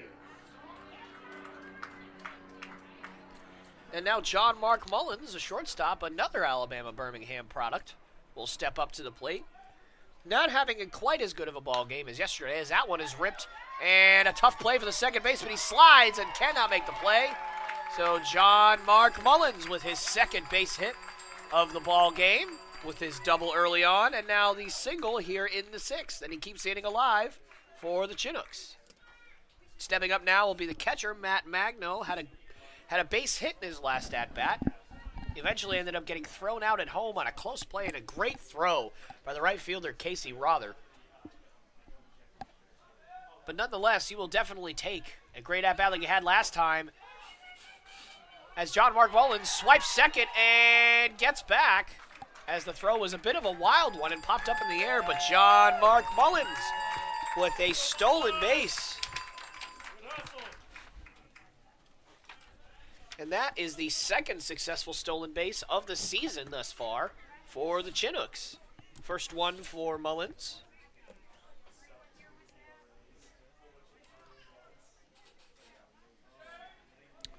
Yeah, Mullins is just doing it all for the Chinooks right now.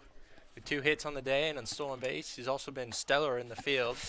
Evidently, he heard me saying that he has not had as great of a game today, and he is trying to quickly match his output from yesterday, and so, therefore, I will continue to say that he's not having as good of a game so he can keep proving me wrong. And the 1-1 will be kind of tapped hard foul over to the right side, but a check swing there. Magno definitely wasn't sure if he wanted to swing at that, and ended up just kind of tapping it foul. So the count will move to 1-2 here with 2 outs. And Magno would love to get a ball into the gap here, or at least onto the outfield grass, so that the speed of Mullins will get another run home for the Chinooks. And that is a good execution from that pitch from James Aaron. But just outside for ball 2.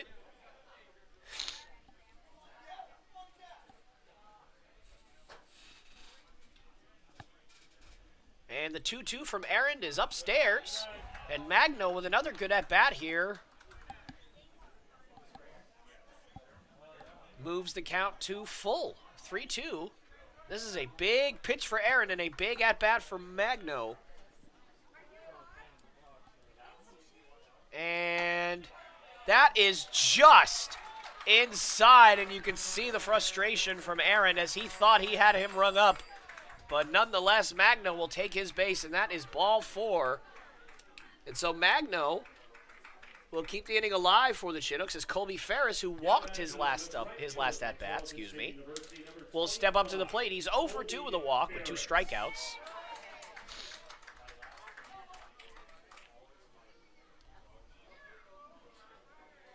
Then we'll see if Colby can get something going for the Chinooks as that pitch is in there for strike 1. Ferris did not enjoy that call, but nonetheless, the count moves to 0-1.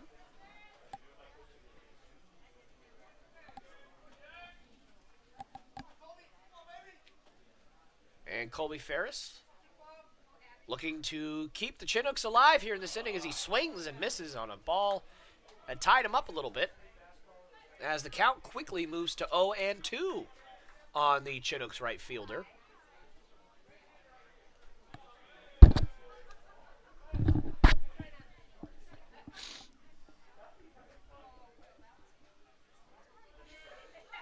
And the 0-2 from Aaron is downstairs for ball 1.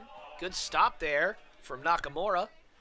Nakamura's had a good game behind the plate and also at the plate as he is 2 for 2 with a sac fly and a couple of RBIs.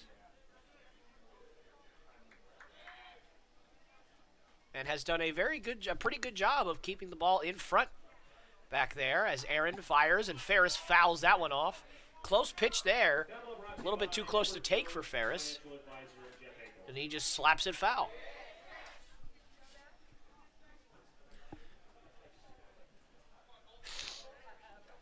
Ferris, at the very least, looking to put one in play here and make the defense get him out. Make something happen here. And the 1-2 from Aaron is upstairs, and that will be ball 2. So 2s are wild here. 2 balls, 2 strikes, 2 on, and 2 out here in the bottom of the 6th. And it is definitely an understatement to say this is a huge at-bat for the Chinooks. And that is swung on and fouled straight back to our press box. And it looked like Ferris just barely got a piece of that one, as it only slightly changed directions from the trajectory of where that pitch was going. But nonetheless, he's able to spoil it, and the next 2-2 is a curveball that he taps to short, and it is flipped on to Landers, and Sweeney makes the play to end the inning. So the Chinooks do not end up with a run here in the bottom of the 6th, but nonetheless, they do lead 7-6 going to the top of the 7th.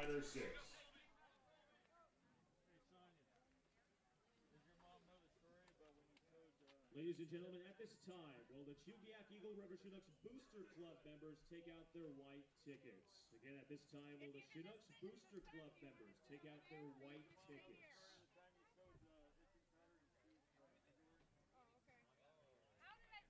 Our white winning ticket number is 545-9187. Winning ticket number 545-9187. Please take your winning ticket to Danielle in the team tent. And if you're interested in becoming a Chinooks Booster Club member, also be sure to speak with Danielle at the team tent. And a very friendly reminder, fans, the Chugiak Eagle River Chinooks are prohibited from allowing fans to climb the fencing inside the ballpark. So at this time, will all fans be advised that there is no climbing of the fences of any kind allowed at Lee Jordan Field. Thank you. The Chinooks would like to thank Rafikas for sponsoring today's day at the ballpark. Located in Eagle River next to Jalapenos, formerly known as Leslie's Cake. So very special thank you to Rafikas for sponsoring today at the ballpark.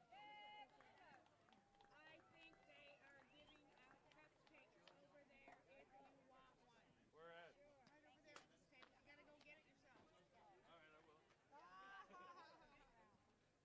Fans, your attention, please. Now pitching for your Chinooks, a sophomore right-hander out of the Masters College, number 30, Josiah Penberthy.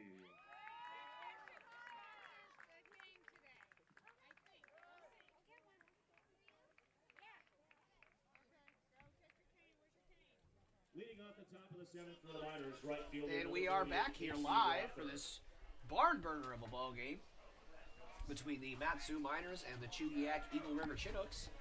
The new pitcher for the Chinooks is JoJo Penberthy, is pitching for the Chinooks as that pitch is swung on and missed. A little unorthodox delivery from JoJo, who also goes by the name Josiah, although JoJo is his preferred nickname. And that pitch is taken down for ball one. Count moves to 1-1. Penberthy is from the Masters College, of which, again, several of our Chinooks are also from Masters College.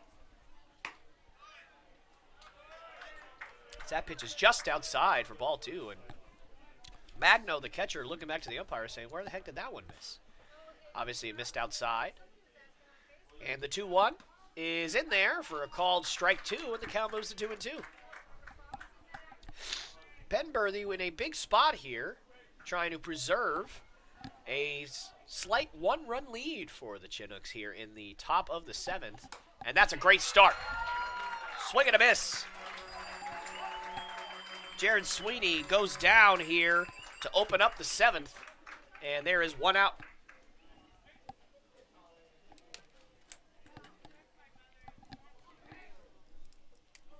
And only the third strikeout for the Miners in this one. They've done a good job of putting the ball in play all day here. Or, excuse me, that is the fourth strikeout of the day, as that pitch is taken for a ball.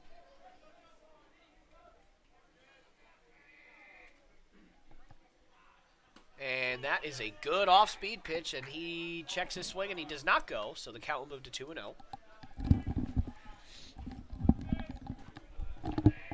And Casey Rother, the right fielder, who made a great throw early on in this ball game, as that pitch is foul-tipped into the catcher's mitt for strike one. In the fifth inning, made a great throw to cut Matt Magno down at the plate, which could turn out to be a huge factor in this ball game, as that pitch is also in there for strike two. As this is just a one-run ball game, and that would have made it a two-run ball game, clearly, at the very least. So that was an absolutely huge defensive play for the Miners. That could be the difference in a win or a loss here. But right now, Rother is just worried about getting on base, and that pitch is taken way outside for ball three, and the count will move full. And JoJo Penberthy trying to put away Rother here. He is 0 for 1 with a walk, and he was hit with a pitch the last time he stepped up to the plate. And what a sweeping curveball there from Penberthy, and a swing and a miss. Back-to-back strikeouts to start things out for Penberthy. And he's looking very, very sharp here to start this one. Now batting for the Miners, left fielder number 36, Mike Ferreira. And Mike Ferreira steps up to the plate. He is also 0 for 1 with 2 walks.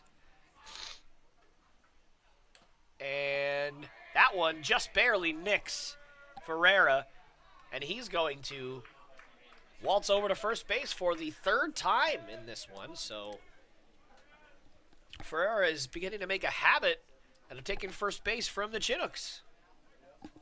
Now batting for the Miners, catcher number 4, Kevin Nakamura. And again, probably one of the last people you want to see up to bat today. Kevin Nakamura, the catcher for the Miners, is 2 for 2 with a sac fly, a couple of RBIs. Had himself a good ball game.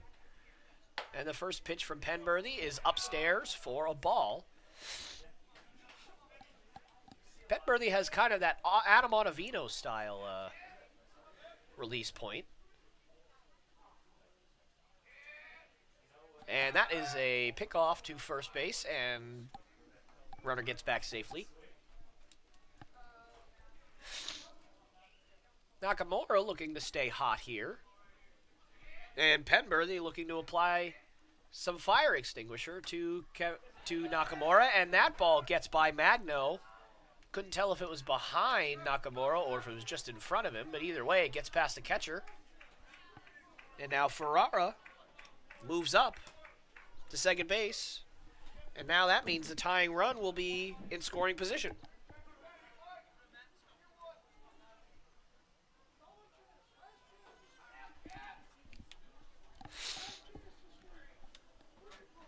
And the 2-0 to Nakamura is hit high down the left field line, and Graham battling the sun, but he's there to make the catch for the third out of the inning, and so the Miners leave a man stranded in scoring position that would have tied the game, but unfortunately did not happen, and JoJo Penberthy with 2 strikeouts dances out of danger, and the Chinooks will head to the bottom of the 7th with a 7-6 lead.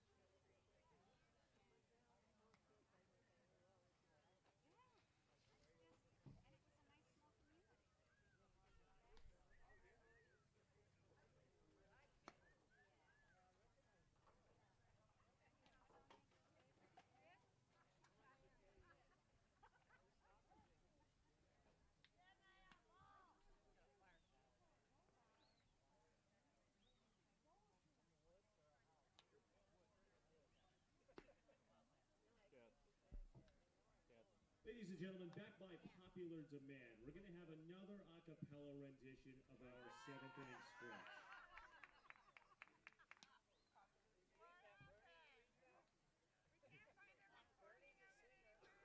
All right, on 3. 1, 2, 3. Take me out to the ball game. Take me out the crowd. Buy me some peanuts and Cracker Jacks. I don't care if I ever get back, so it's root for the. If they don't win, it's a shame, for it's 1, 2, 3 strikes, you're out at the old ball game.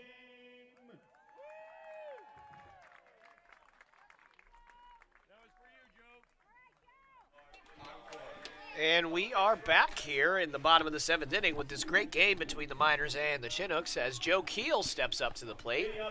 Joe Keel hit a double in his last at-bat that could have been an RBI double, but Casey Rother, the right fielder for the Miners, ended up cutting Matt Magno down at home plate to save a run, and that pitch is upstairs for a ball. So all Keel had to show for that, unfortunately, was an uptick in batting average. James Aaron's still out there for the Miners as that fastball is tapped to short.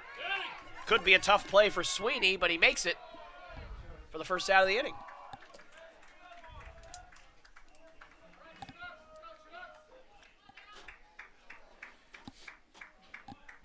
And John Graham, the left fielder for the Chinooks, stepping up to the plate now with 1 out here in the bottom of the 7th inning. For those of you who've just joined us, this game has been virtually the opposite of the game last night. Last night was a pitcher's duel, and this time it has been basically dueling lineups where one team will score as that pitch is swung on and missed. Wow, what a violent swing from Graham there, and he wanted that one, and he did not connect. So that will be 0-1. Tonight, when the Chinooks scored 4 runs, the Miners responded with 3. And from then on, it has basically been alternating scoring. So when one team scores in an inning, the other will then follow suit. As that one is fouled off. Looked like it to be fouled off maybe the shin or the foot of Graham, but he appears to be okay. But nonetheless, the Chinooks are clinging to a 1-run lead here. At this point, the entire Chinooks lineup has definitely helped out in the matter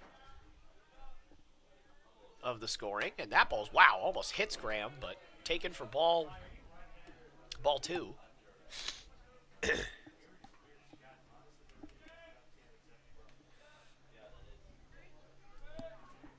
And Aaron's 2-1 pitch is also upstairs for ball 3.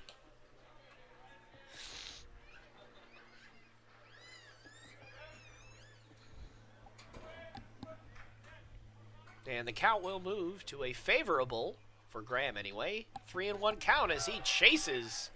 Oh, excuse me, apparently it was a 3-2 count.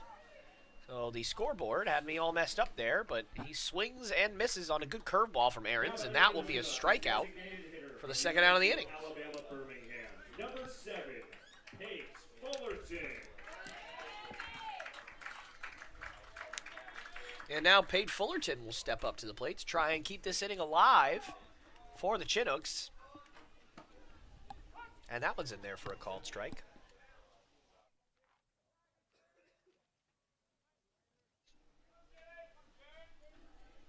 Two quick outs here for the Chinooks as Aaron has looked sharp in this inning, working efficiently. And that pitch is outside. Count moves to 1-1.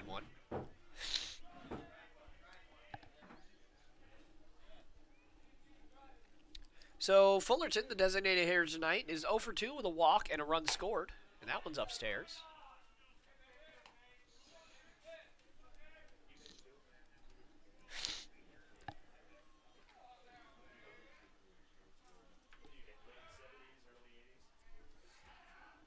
And the 2-1 pitch is in there for a strike. And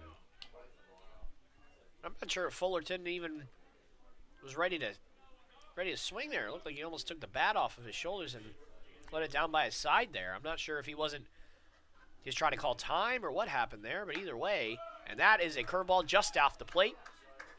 3-2 count there.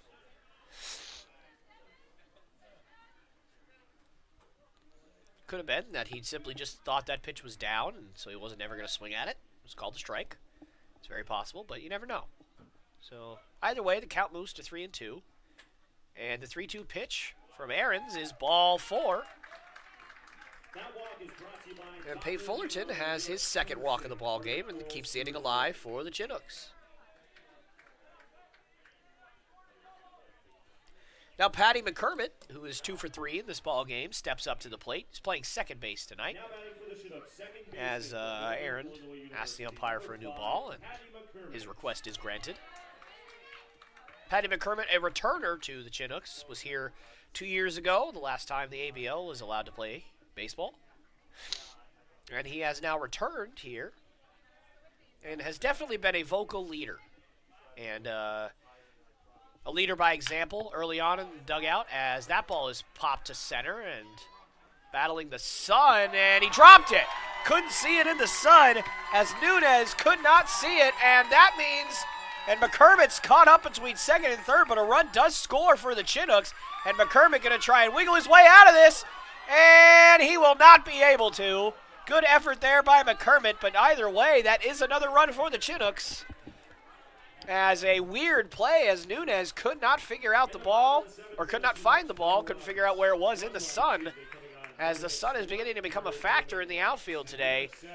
But regardless of all that, the Chinooks are going to have a 2-run lead heading into the top of the 8th.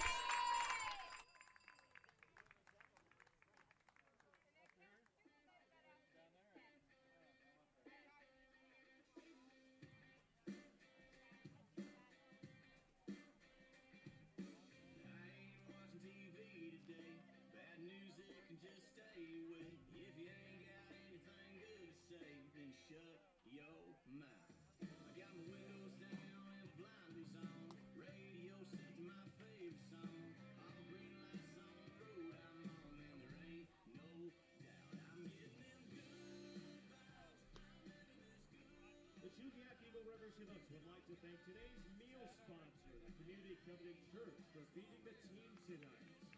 If you would like to feed the team, see Danielle in the team text. Very special thanks to Community Covenant Church for feeding the team after this game ends.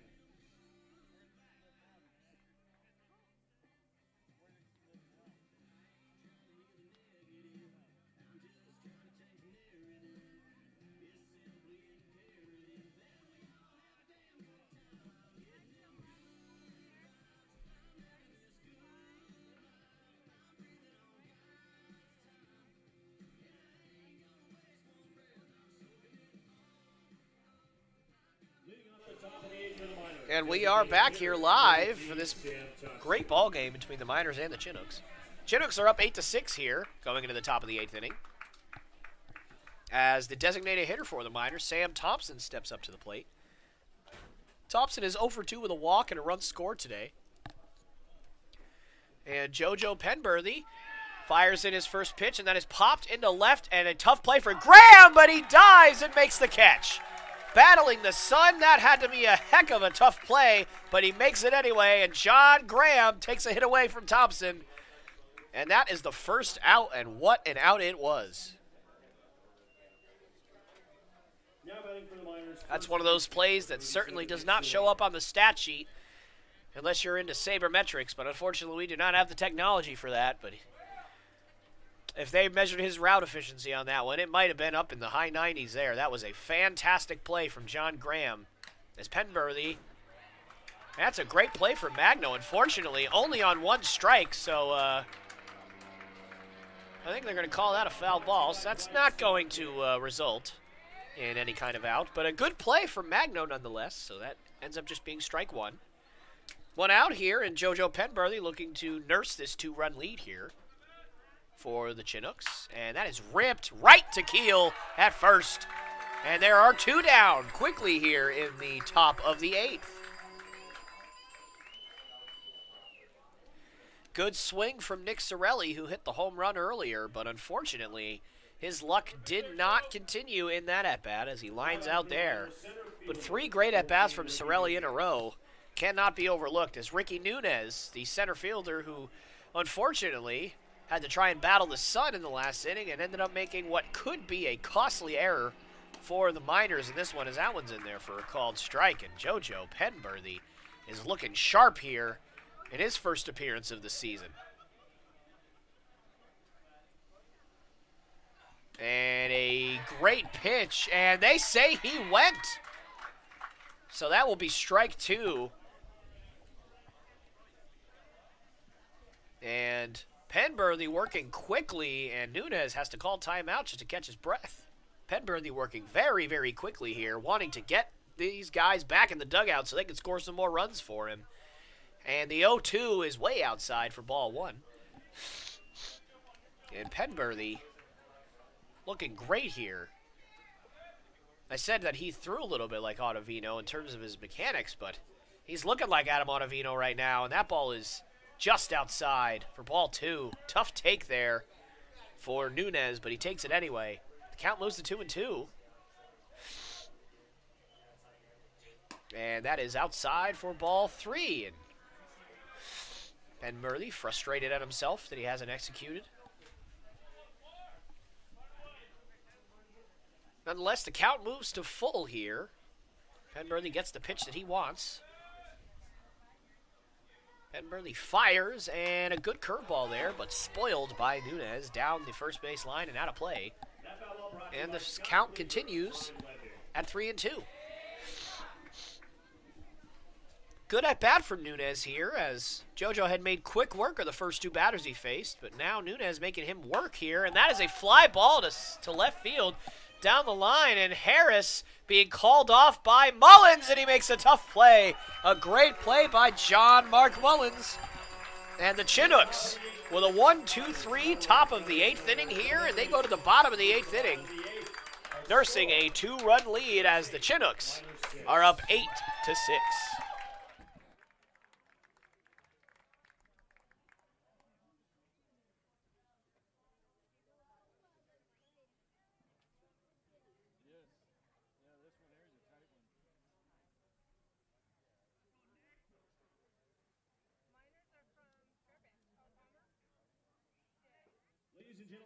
time, if you will take out your blue split the pot tickets, we have the winning ticket number.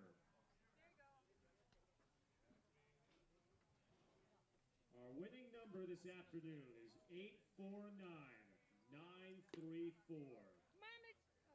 Winning ticket number 849934. Our pot today is $261. Take your winning ticket number behind the press box. Thank you.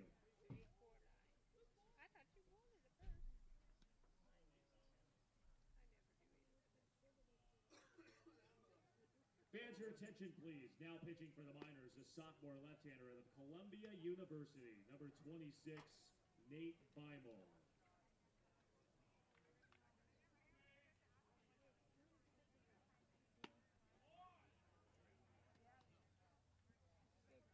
Weather change coming in. See center clouds over here. Just like yesterday.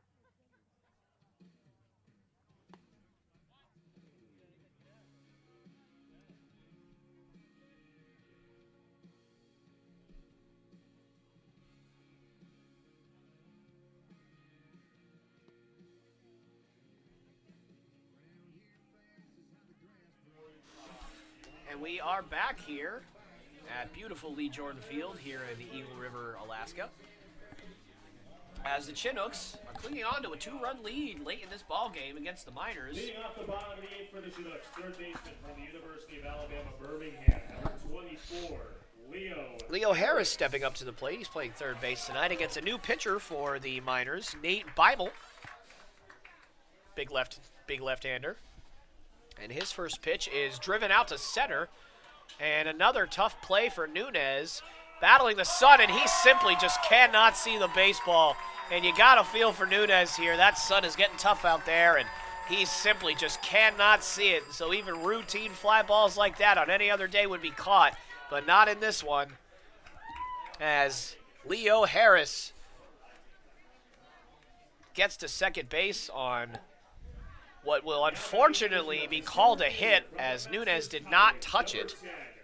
Now, at least unfortunately for the Miners, it will be called a hit.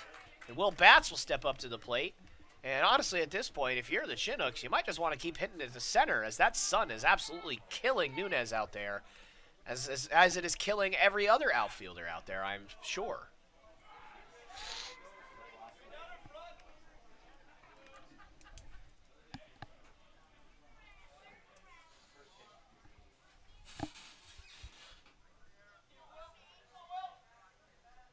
And a butt from Batts, and that's a good one. And he is safe. The third bunt of the ball game, and the third base hit on those bunts of the ball game. For the Chinooks, they are having great success here, bunting down that third base line. And in that struggle, Harris moves over to third base, and now the Chinooks have first and third and nobody out, with one of the hottest hitters on this team, if not the hottest hitter on this team, in John Mark Mullins, stepping up to the plate here from University of Alabama, Birmingham, and he has definitely showed out here in the first 1+ ball games that he has played. And that curveball is just outside from Beimel for ball 1. And at this point, if you are the Miners, you will definitely trade 2 outs for a run here, despite the fact that you are down 2 in this ball game. Got to figure out a way to get the Chinooks out here. And Batts takes off, and he will take second with ease. No play on that one, as that will go down as a very, very easy stolen base for Will Batts. As more than likely, they simply just let him have it, so that there was no funny business going on at third.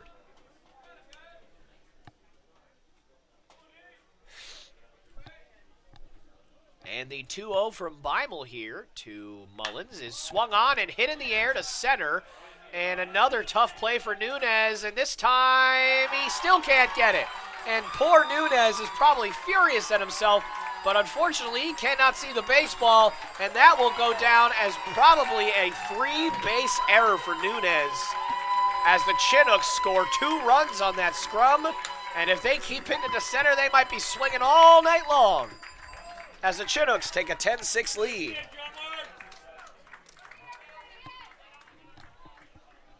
Three batters ago, was that a double, a single, or was that an error? The one with the stun. That was a hit because he didn't.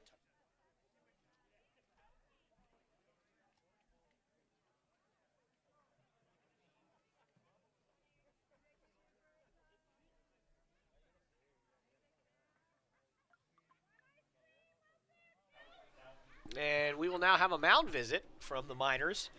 And you got to feel for Beimel here as he's gotten at least two outs here in this inning. And unfortunately, none of them have been caught because that sun is absolutely brutal. And Nunez has to feel, if he didn't already, he has to feel like a man on an island out there. Got to feel for somebody like that that's just trying to battle the sun. And simply it's a almost impossible task for outfielders.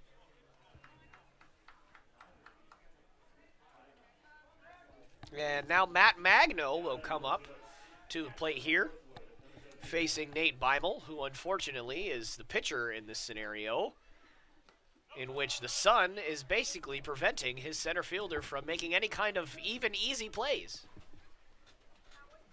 So Matt Magno has to go up there going, hey, if I hit the ball to center, something good is probably going to happen. We'll see if they can make an adjustment here. And the pitch from Beimel is ripped down to third, and a good play from Rozek, and he throws on to first, and that will be the first out of the inning. The runner on third is forced to hold, as Mullins was not going to tempt fate there, as even with nobody out, he did not want to take that chance. So that's the first out of the inning, and now Colby Ferris will step up to the plate. And he is 0 for 3 with a walk and a run scored in this one, also has 2 strikeouts. Looking to avoid the hat trick here and get that run home from third. And that ball is taken down for ball 1.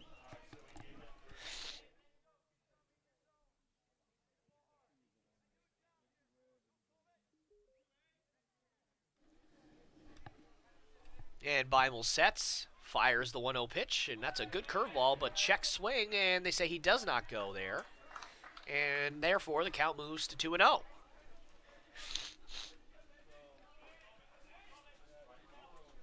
And I just simply hope that a frustrating inning like this doesn't get to a guy like Beimel. Has not pitched poorly by any stretch of the imagination. Should have already been out of this inning. But unfortunately, because of the sun, and Ferris obviously did not agree with that check swing call. He does not think he went around at all here. And I don't blame him because most of the time the home plate umpire will at the very least ask for help as he did earlier in the at-bat. But this time he does not. Signaling that not only did Ferris, as that ball's hit foul, not only did Ferris check swing, or fully swing, I should say, he fully swings so much that he didn't even need to ask for help. He saw it clearly, and Ferris obviously did not agree with that call.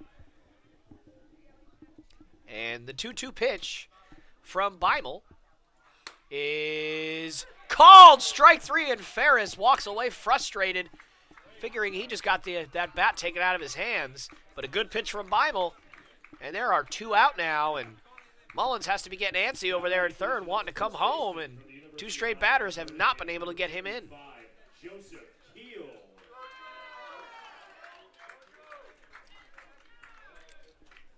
And Joe Keel stepping up to the plate now.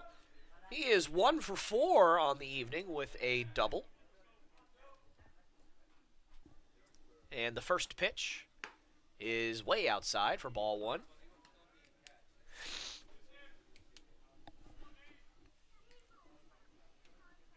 Joe Keel having a couple of good games back-to-back for himself. Definitely a good start for him as he has a few RBIs and a couple of hits. And that ball is ripped into left field, and unfortunately, right to Ferrara out there in left field. So the Chinooks do get 2 runs on a couple of miscues out there from the center fielder Ricky Nunez. But the Chinooks will certainly take it as they are now going into the top of the 9th inning with a 4-run lead as the Chinooks lead 10-6.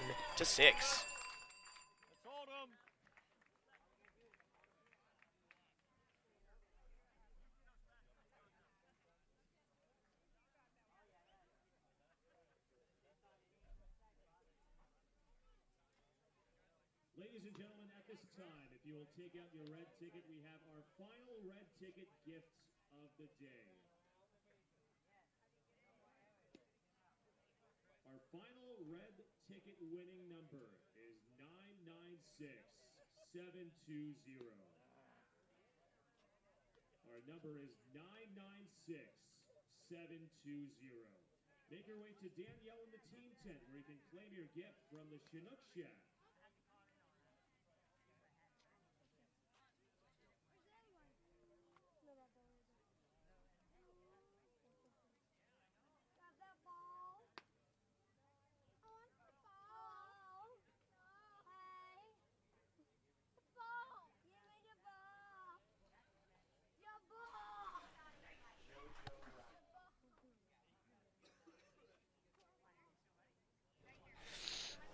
And we are back here on the Chinooks radio channel on YouTube as the Chinooks lead 10-6 here and going into the top of the ninth. And JoJo Penberthy is going after the rare 9-out save here.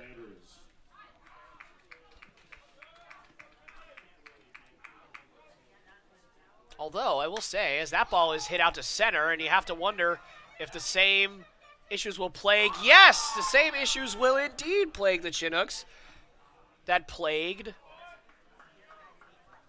the Miners in the top half of this inning. And for JoJo Penberthy, you just have to kind of shake that off and say, oh, well, you know what? God gives as good as he gets. So, you know, I got a couple of runs for my offense on that. And it's okay if I get a couple. That's only fair. So that clearly will be an error by Will Batts out there. Although, again, not really much you can do when the sun is this bad out here. So a two-base error there. And that pitch is going to get away from Magno. And that means that Kyle Landers will move up to third base here. And not really that big of a deal, as it is a 4-run ball game, and so that run does not matter all that much.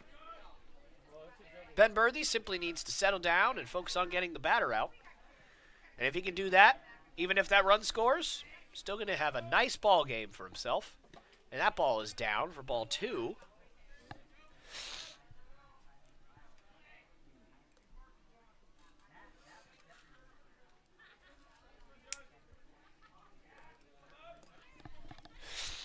And that pitch is upstairs for ball 3, and suddenly Penberthy a little bit wild here.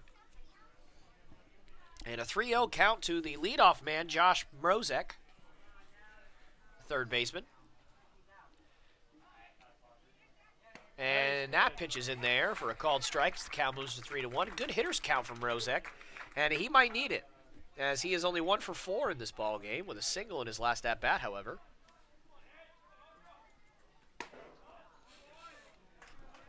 And that will be taken for ball 4, and Mrozek walks here, and suddenly you have to wonder if fatigue is starting to settle in for Penberthy, or if it's simply just bad luck. And in steps the shortstop, Jared Sweeney, as he looks to hit something hard into the gap and keep this inning going for the Miners. And Penberthy looking to change momentum as that's in there for a called strike. 2 more, just like that, buddy. Runners on first and third here with nobody out in the top of the ninth, and the Chinooks looking to put away the Miners here. Only 3 outs to go. Penberthy looking to be the man to get those outs. And that ball's popped foul and out of play. And the count moves to 0-2.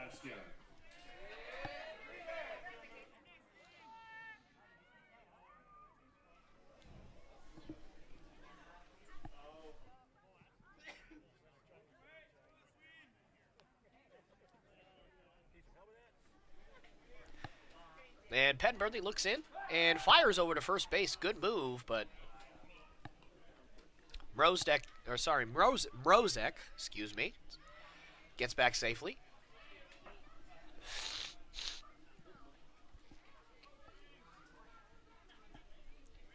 And the 0-2 from Penberthy is outside for ball 1. Not a bad pitch call there, going for the changeup, just a bit outside. And for Sweeney, the one thing that you do not want here is a double play, as at this juncture you cannot trade 2 outs for a run, down 4. That ball's taken for ball 2. So Penberthy has not been able to put Sweeney away with his off-speed, at least not yet. And we'll see if Sweeney eventually gets a fastball here, which I'm sure he would love. And that ball, and he's, no, he's back safely. Close play over there at first, but he does get back safely.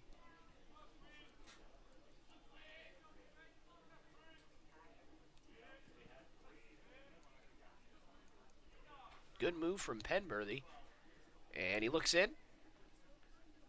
Fires. And just over the mound. Going to be a tough play. And oh my goodness! And he is out at second base. And that he took a tumble and making sure everybody's all right. Nothing either of those guys could do. A run does score on the play, so the score moves to 10-7 Chinooks. And at this juncture, we just want to make sure that everybody's all right. John Mark Mullins definitely took the brunt of that one, as Josh Mrozek was simply doing his job, trying to break up the double play, and he did just that, although he could not scamper back to the bag in time, and so he is out. So Sweeney reaches on a fielder's choice. And now stepping up will be Casey Rother, the 3-hole hitter, and that's popped up to shallow right. Tough play. Ferris running in, and he makes the catch for the second out of the inning.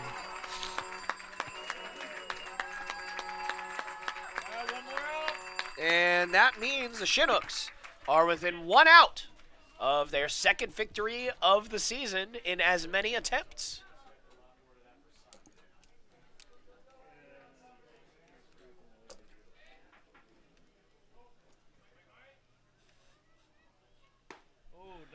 And that is a decent pitch, but call the ball.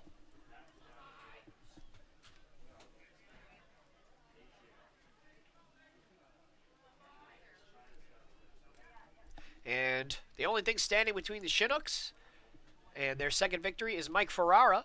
And that ball is popped up high on the infield. Mullins battling the sun, and it is caught by McKerman at second. And the Chinooks have moved to 2-0 on this young season as they defeat the Miners here 10-7 in what was the polar opposite of yesterday's ball game. The Chinooks have to be absolutely thrilled with the way their season has begun. And JoJo Penberthy might be in line to get the win here with a stellar 3-inning performance, with the only run coming on an error.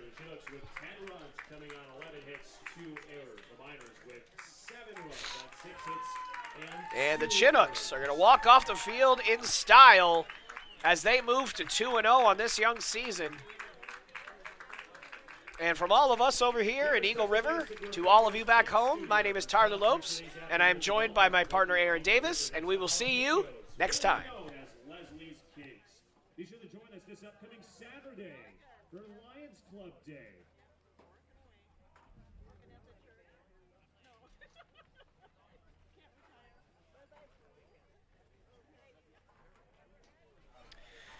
My apologies, ladies and gentlemen. I did forget to mention that our next ball game is tomorrow at 7 p.m. We will be visiting the Anchorage Bucks at 7 o'clock. So be sure to tune in to the Chinooks Radio Network if you cannot attend. And I wanted to thank all of you at home and here, all the fans here, for watching. And this time, for real, we will see you next time.